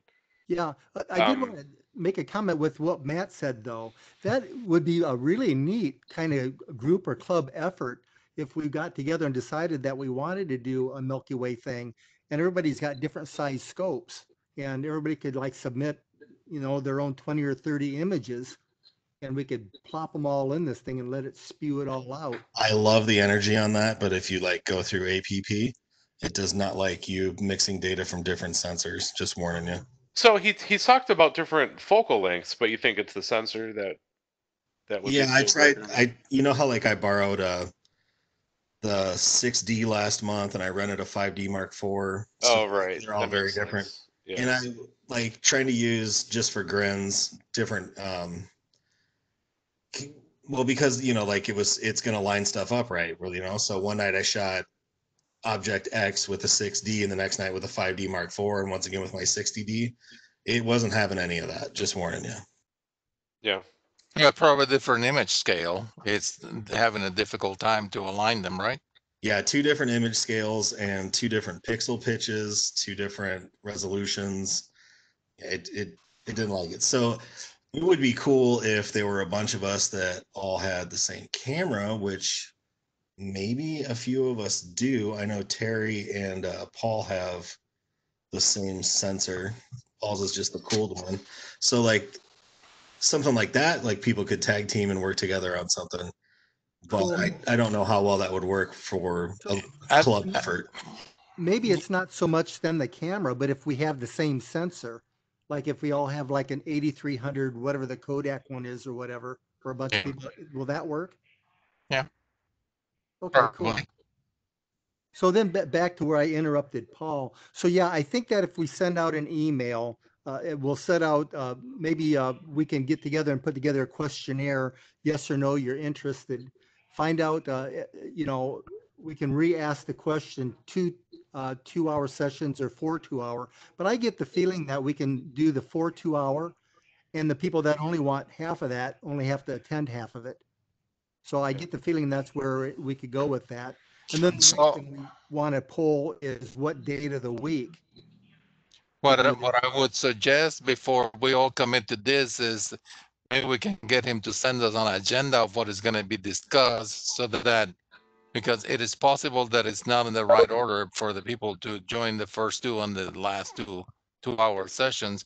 The other thing is like maybe it's at a level in which somebody that doesn't have any experience might not get anything out of it. Like for example, if you know nothing about bias and lights and flats and darks, so and that's where the session starts, then somebody will be completely lost, right? Yeah, my gut tells me that typically something like this by a specific company like this, that you're going to have to go in with a certain amount of knowledge, and they're going to take that basic knowledge that Al is describing he doesn't have. I know I don't have, and apply that your knowledge to their product. I could also see the first 2 2-hour sessions being the basic. This is how everything works so that anybody can get going. The other 2 sessions are going to be, okay, the 6 people that are left, here's the things we can talk about. Which ones do you want to do? Pick. Yeah, I think Yeah, so. that sounds about right. We could have our own, kind of interim preliminary. Here's some basics about bias and lights and darks to know whether or not it's something that even applies to you. I mean, there's quite a few of us that do understand some of that, and maybe we could work together and figure out what we want to do.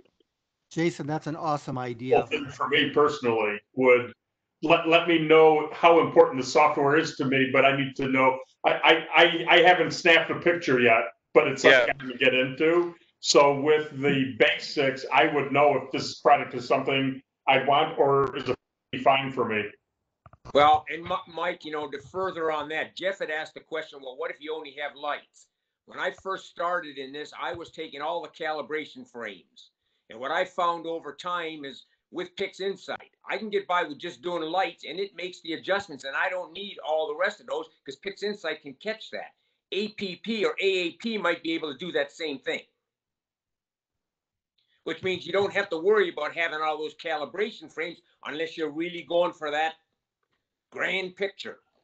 So to that point, then maybe what the question would be back to Mabula is say, hey, what are the key pieces of knowledge a person has to have before they attend your class, your seminar? That's And a good maybe one. he'll say, well, you need to know whether you've got a CMOS or a CCD. You need to understand this. You need to understand that. So maybe if we collect those, we could have our own to explain those types of things and then move on with his class. Yeah, I was looking through I downloaded, it was like a 2.5 gigabyte lab file for, he used like 5 images in his little demonstration tonight, but the number of files that they took, he had darks on every filter. So there was like red darks and blue darks, and it was unbelievable how many frames that they took just because they could. I don't know how realistic it is for people to, even if they have a filter wheel, to commit to something like that. I think some of the stuff, they've got a link right now with iTelescope.net. And right. iTelescope.net, by default, when you subscribe and you use their cameras, they automatically take the rest of your calibration frames and make them available to you.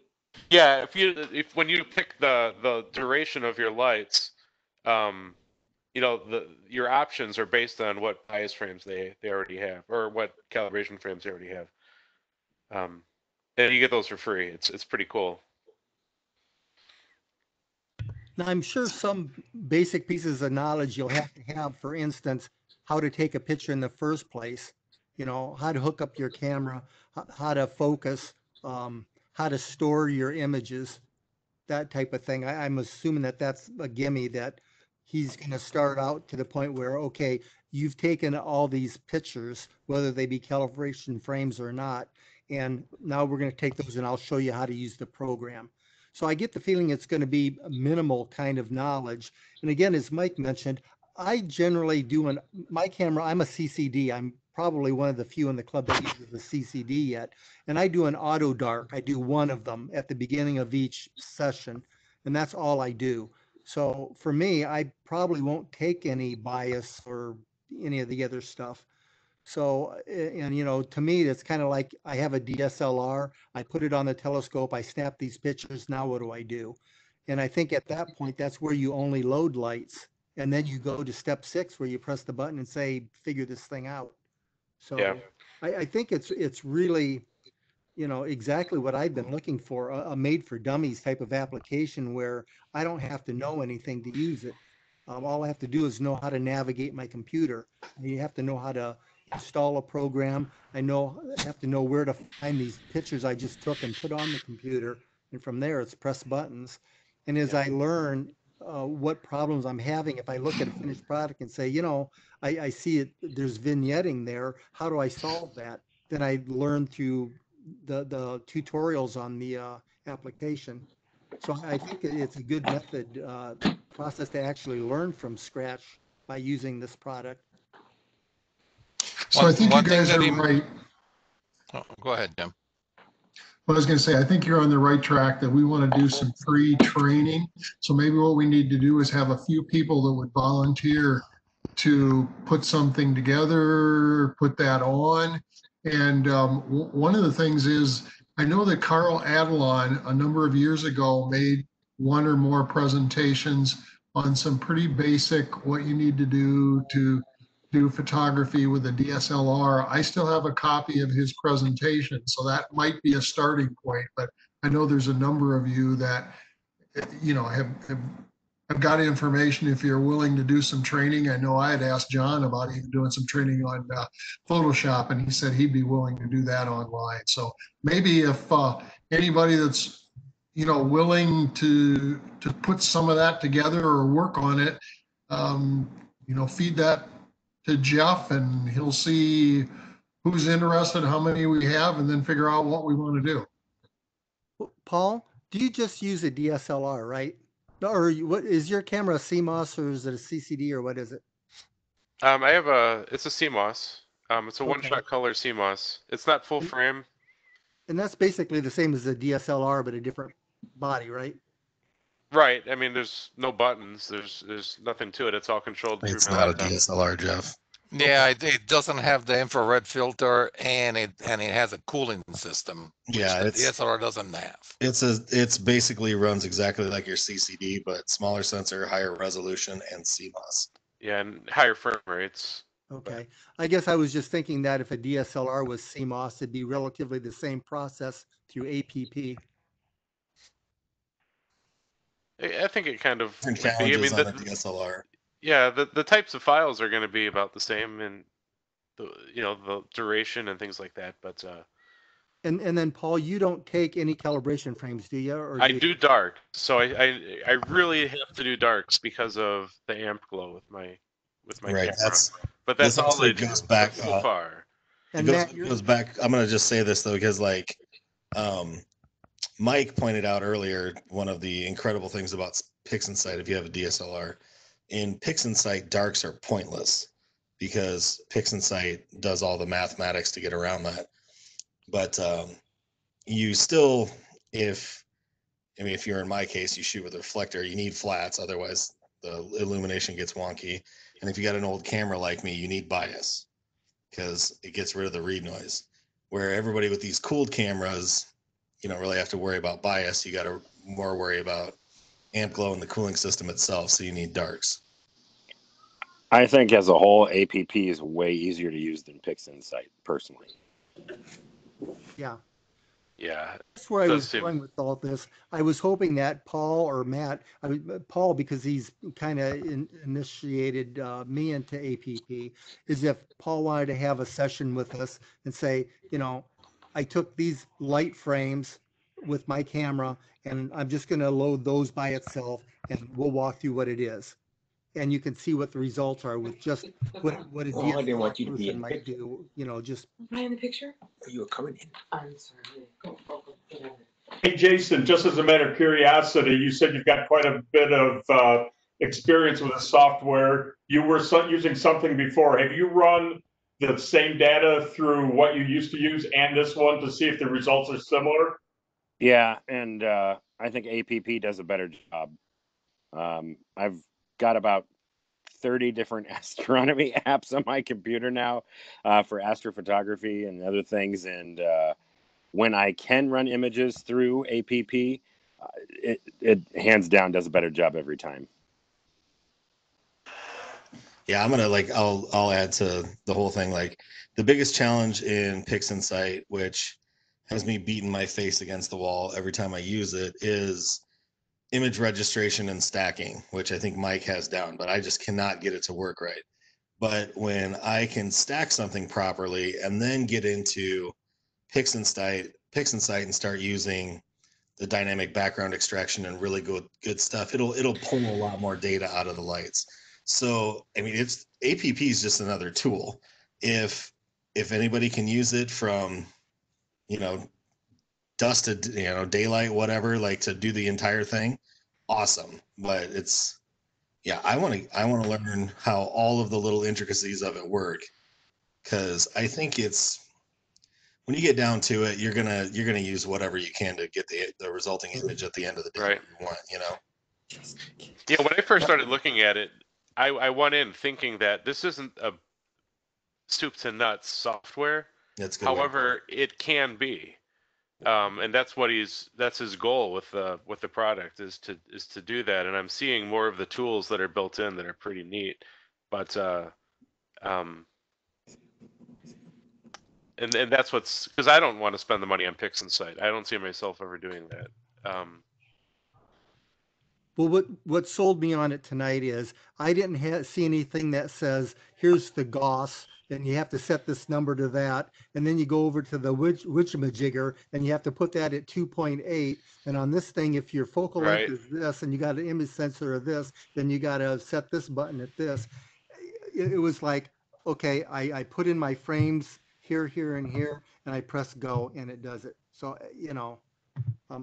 I'm a snapshot person. I like imaging, but I don't really care to do anything detailed. I want a kind of a pretty picture that I don't have to think about, and it doesn't have to be perfect. One thing that I like that it mentioned is that if you're doing high dynamic range pictures, it's all automated. You just take different pictures with different times, and you just mix all of them, and the thing is smart enough to figure out where it needs to reduce the luminosity and where it can enhance it, so that it averages the image so that everything looks. That's great for things like galaxies and stuff like Orion Nebula is always a really hard one to do because of the core is so bright, right?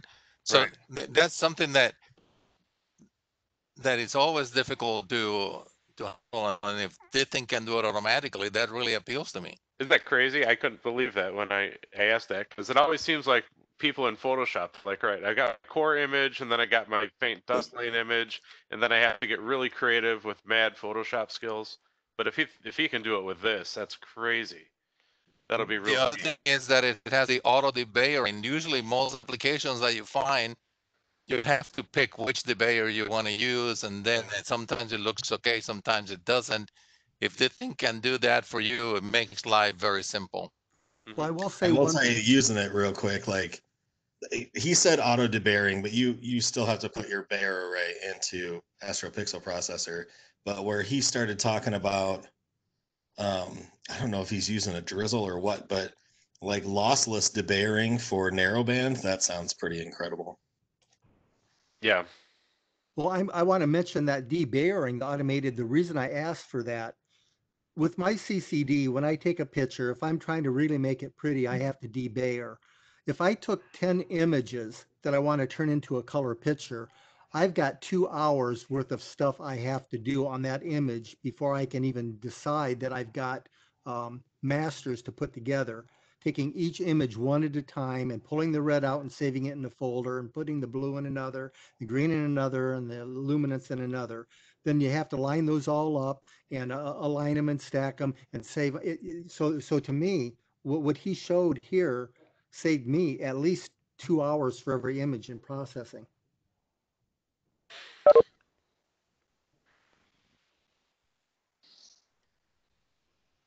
Yeah, it's cool. I mean, I've played with it. I'm gonna echo what a couple other people have said is like the setup and like getting it to do its thing is a piece of cake. And all you have to do is be able to read English and go through and hit everything.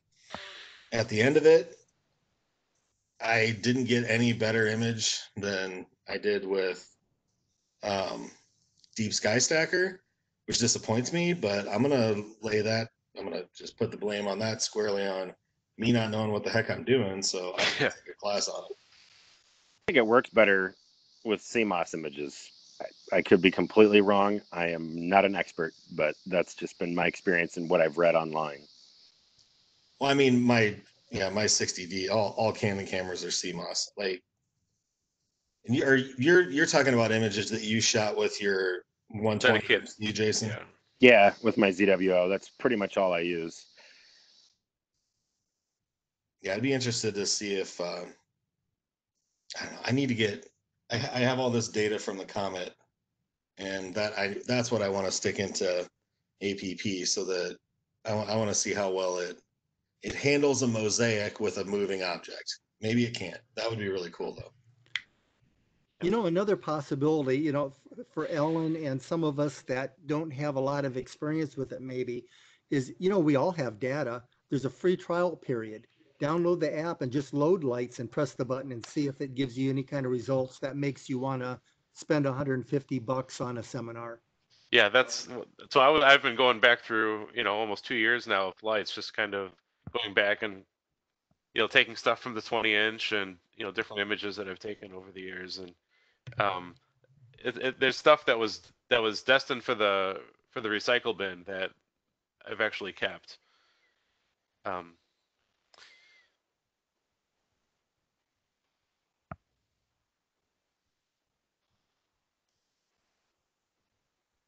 Yeah, what I think would be cool, and this meeting is getting kind of long, is if we end up doing a split session where some people do the 2 hour sessions and some people do the 4 8-hour sessions. It'd be cool to see if we could talk him into using non-perfect, like crummy from the Quad Cities data for the second 2 hour sessions. You know what I'm saying? Yeah.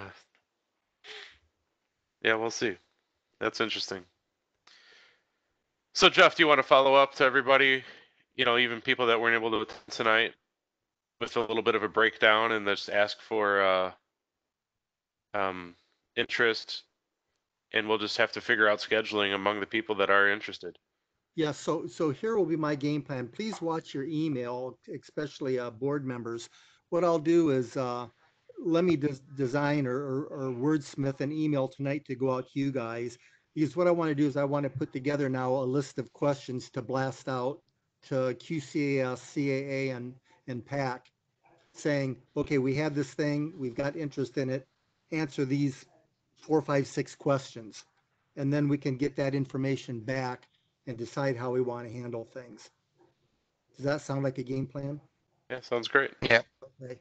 So then we'll do that. And when we get that list of that questionnaire put together, I'll blast that out to the memberships. I'll put it on Facebook. I'll put it on our website. And then we'll put a time limit on it where people have to respond by X deadline. And then we'll go ahead and go from there.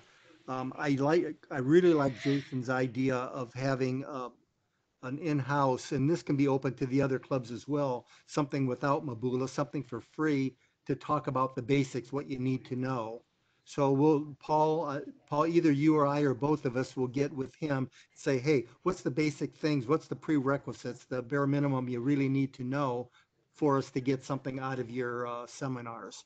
or understand. Yeah, and if you can ask for an agenda for what the seminar would Yeah. be, so that we have an idea of what's included and what's not. Yeah, so he could do, seminar 1 is this, seminar 2 is this, seminar 3 is this, seminar 4 is this. And maybe people that only want to attend a couple, maybe they could pick and choose. Or maybe he'll say, well, the 2-session people have to attend the first 2, which would make sense to me. You have to learn how to walk, or crawl before you can walk. So, Right. but yeah, that sounds like a winner. So I'll word something and either get it out tomorrow, today or tomorrow for the board members. And we'll put together that list of questions. Then we'll blast that out to the memberships. Great. Yep. Okay, before I ask for a motion to adjourn, is there any other questions, comments, concerns? What do we have coming up as far as our schedule goes? I'll have to look. I've got it on my cell phone, but finding it sometimes a challenge. That was back in December. I sent that out. Is the meteor shower party still? I haven't heard anything about that. I'm assuming it's going to be off. Okay. What I thought about doing was seeing if any of us want to set up like all sky cameras that people can log into and check out stuff. Because I know that, I've got my color one and I've got my monochrome one, and those can be set out, but I don't know how good that is. Yeah. Matt, do you have any ideas on that?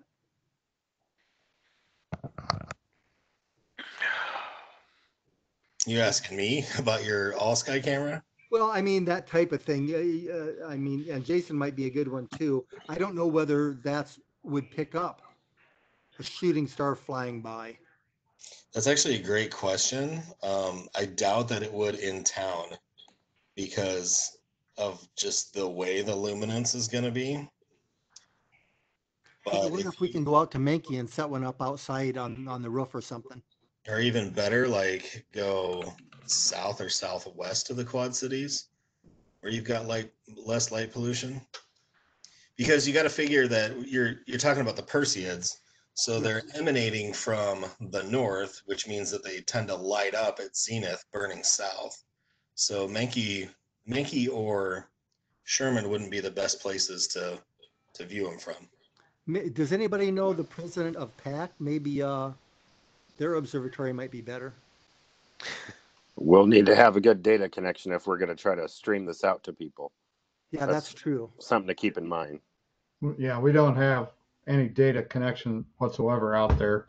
Yeah. Do you have decent cell phone service there, Al? I don't remember if it was an issue or not the one time I was out there. Yeah, there is cell phone coverage out there, but we don't have anything besides cell phone coverage.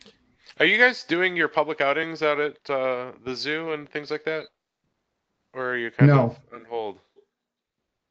Yeah, we're on hold. We haven't done any public outreach at all this year so far. Okay. Unfortunately. Yeah, that's. Ellen, why don't I and Dr. Mitchell get together?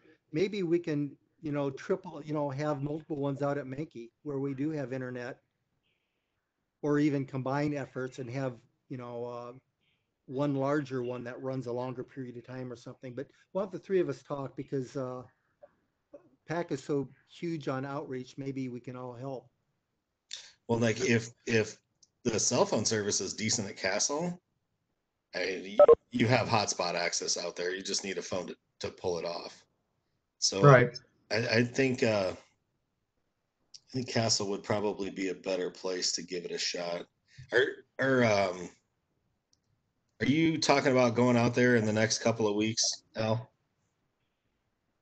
To the Castle Observatory? Yeah, I don't know if you have anything planned. No, we don't. The next thing that we really have planned is the PAC picnic, which is done. I forget the exact date now. You're putting me on the spot here, but sorry, it's a Perseid meteor shower weekend. And I don't know yet whether we've decided whether we're actually going to do it or not, again, because of the pandemic. But We've had many observing sessions out there already this year. I don't know that our membership is really that concerned about it. Most of us are just going out there and fun. Yeah. But it's usually small groups, it's usually half a dozen people or 8 people, and we're spread out quite a ways, so it's not really a very high risk environment. But if you have a picnic and you have 30 or 40 people out there, that might be more of a concern. I don't know how people feel about it, but if we're going to do something like that coordinated, we'd have to give it some thought and discuss it with membership, I think. Yeah, it's cool. I mean, just for grins, I've got Jeff's 120 MC with the all sky camera on it, and I mean, I've got a corporate Verizon data connection. So if we can stream from out there, I'd like to at least give it a shot, see if it's a feasible thing to do.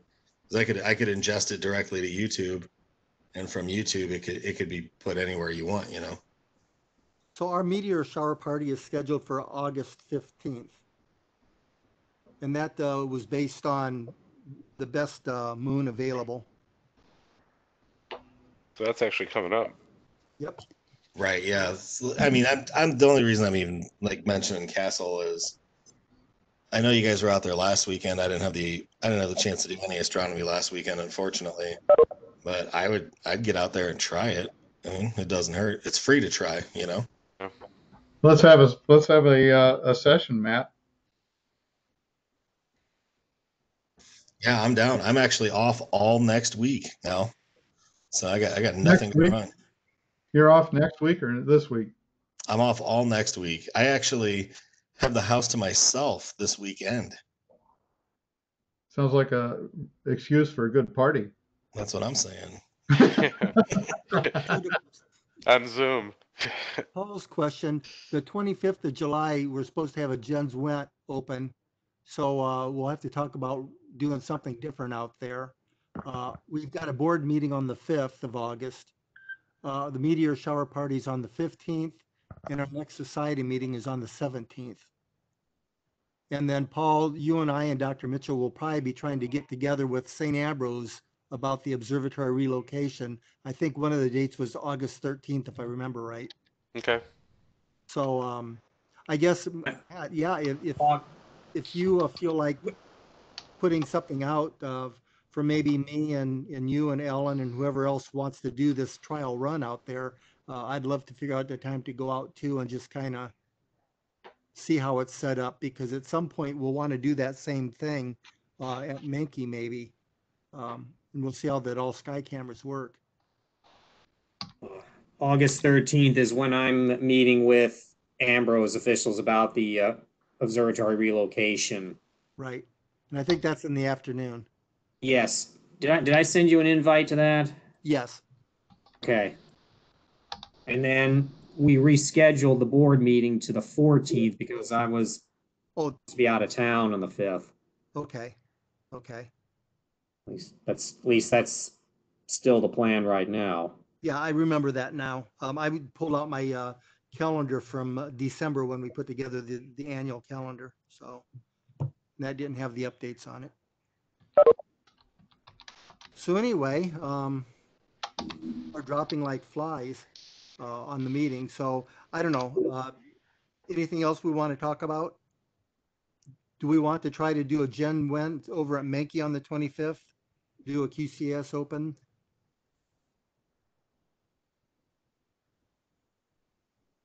I'm okay if you want to do that. Robert, you're good with that? Yes. Sam, are you good with that? Yeah, actually, I was looking at the weather. Saturday probably it's not as bad. And I don't know what if it's going to be like last Saturday, but it's supposed to be hot again. As long as we're not going to Castle to try that, I'd be down. Okay. I don't. Well, that might be a cool thing to do too, Matt. If you go out to Castle anyway, and we're over at Menke, maybe we can. I don't know how you call it, but we can have 2 different links or pass it back and forth. From if we use Menke as the master site, I can then log into your YouTube feed, can I, from there and broadcast what you guys are doing?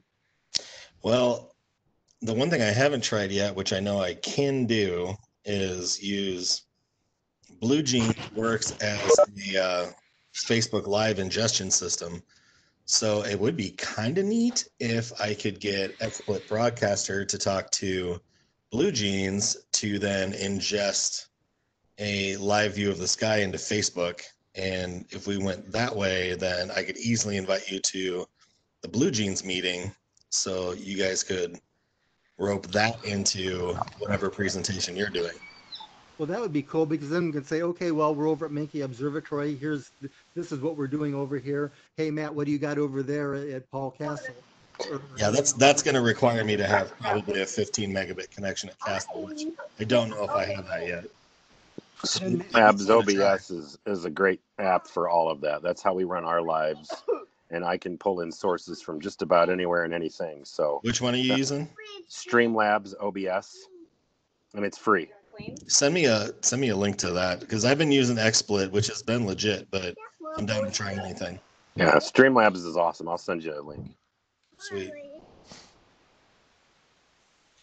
Thing to do. We could have different sites then, you know.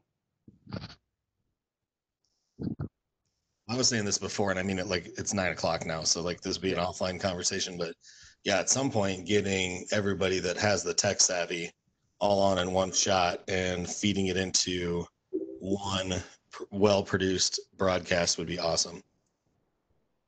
Yeah. To help with that. Yeah, it might be ambitious for July 25th, but I'm game to do whatever. Okay. Does anybody want to be the volunteer to be the head tech guy to invite the people that need to know? And just set up a meeting and see if we can at least put together a game plan. And then, yeah, we probably, I could go all night talking, but I don't want to keep everybody all night. It's already after 9. But I don't matter, Jason. Do you feel like you want to take the reins for that? And I can help out. Yeah, I was about to say Jason and I kind of are the tech guys for the club, so we'll get together this week. We'll figure something out. Orange circle out here. Yep. Okay.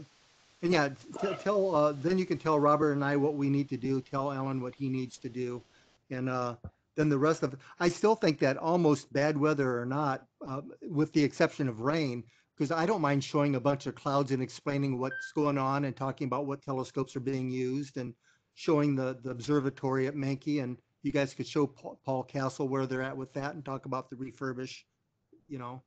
So we can do something regardless. And if it's not the sky that we're showing or talking about, it's a good practice.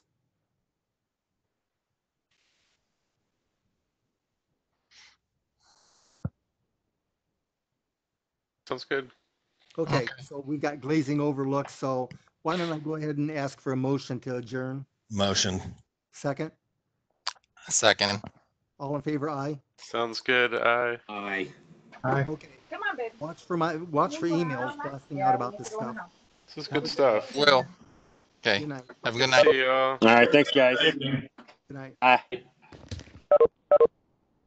Good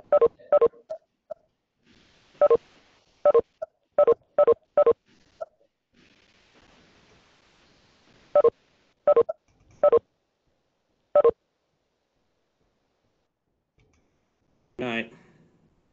Okay.